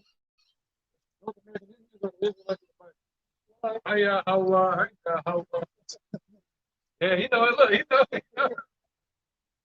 He look back like, oh, they're saying the chat. Sirach 19 and 16. There's one that slippeth in his speech, but not from his heart. And who is he that have not offended with his tongue? There you go, man. That brother still might have a contrite heart. You know? So he's still close to the Lord. But the thing is, he might slip with his tongue because they're still growing. You know what I mean? So you don't want to turn that person to an enemy. He said instead of a friend, become not an enemy. You know? So you give people time and you work with them and help them to grow. All right, that's what we're here for. You know what I mean? So you're gonna slip up from time to time. But scripture say that too. Just man falleth 7 times. Somebody get that from Bakashah?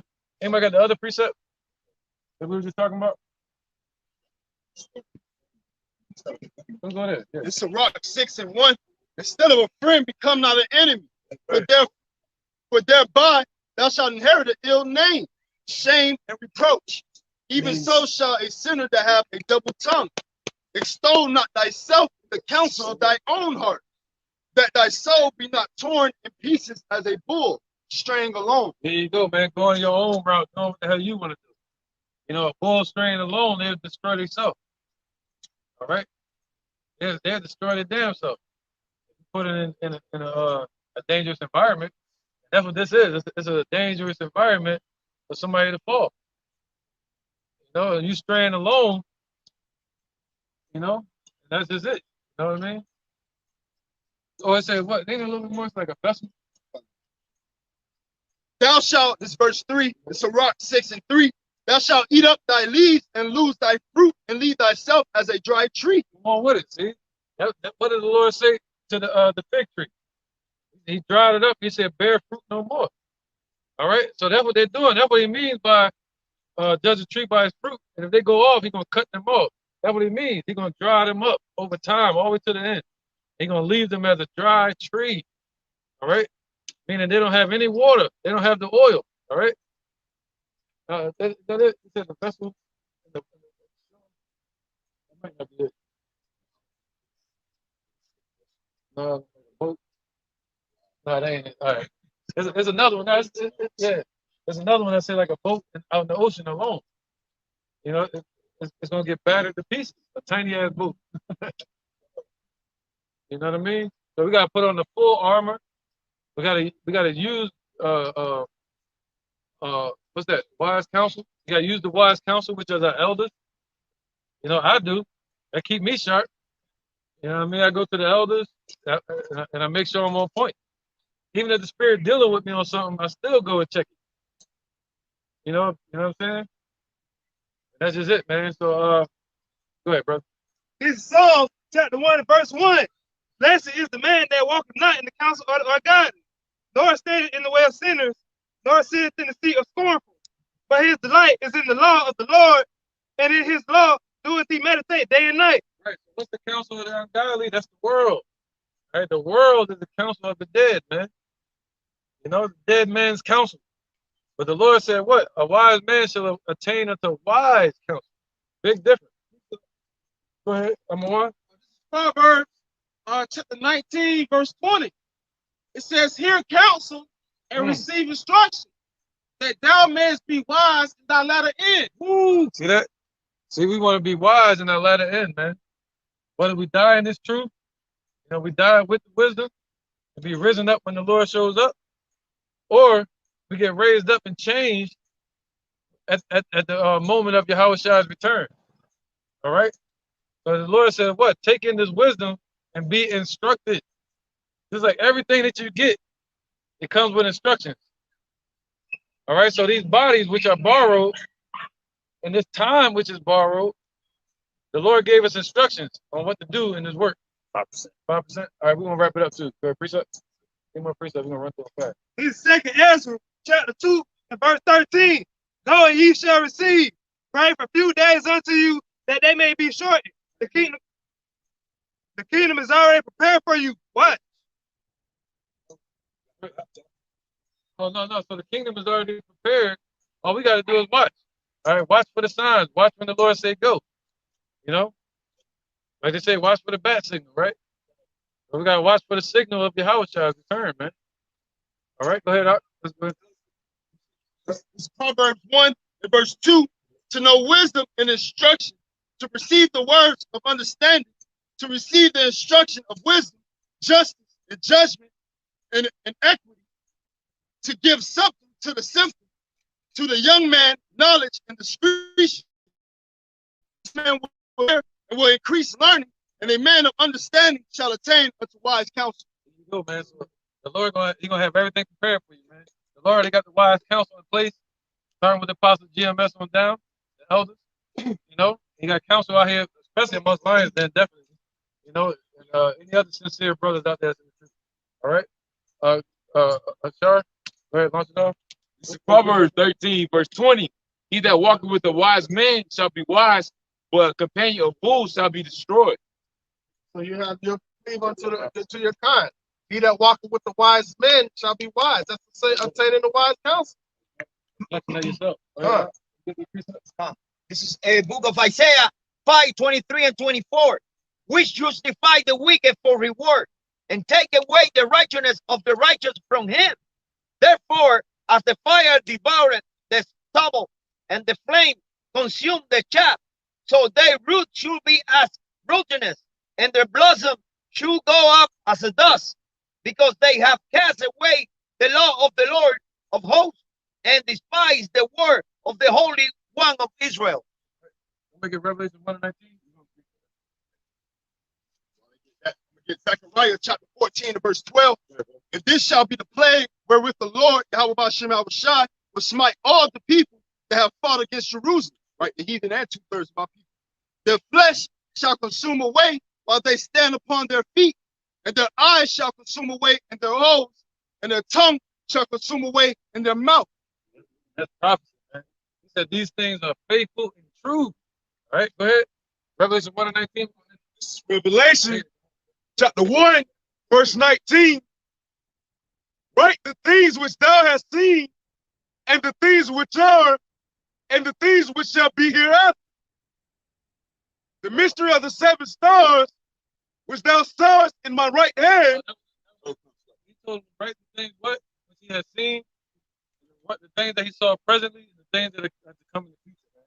And that's why the book of Revelation skips around so much. Because it sets up for those parables and the mystery to be even that much stronger. All right, so we're going to end it there. We're going to say, call. Alive. La. Yahweh. Bahashem. Yahushua. Bahashem. Kudash. Mama. Shalom to the elders, apostles, GMS, and the elders. And shalom to you, Akim, and Agwatim, and children that believe in sincerity and truth around the four corners of the earth. That's going to say, shalom. Shalom.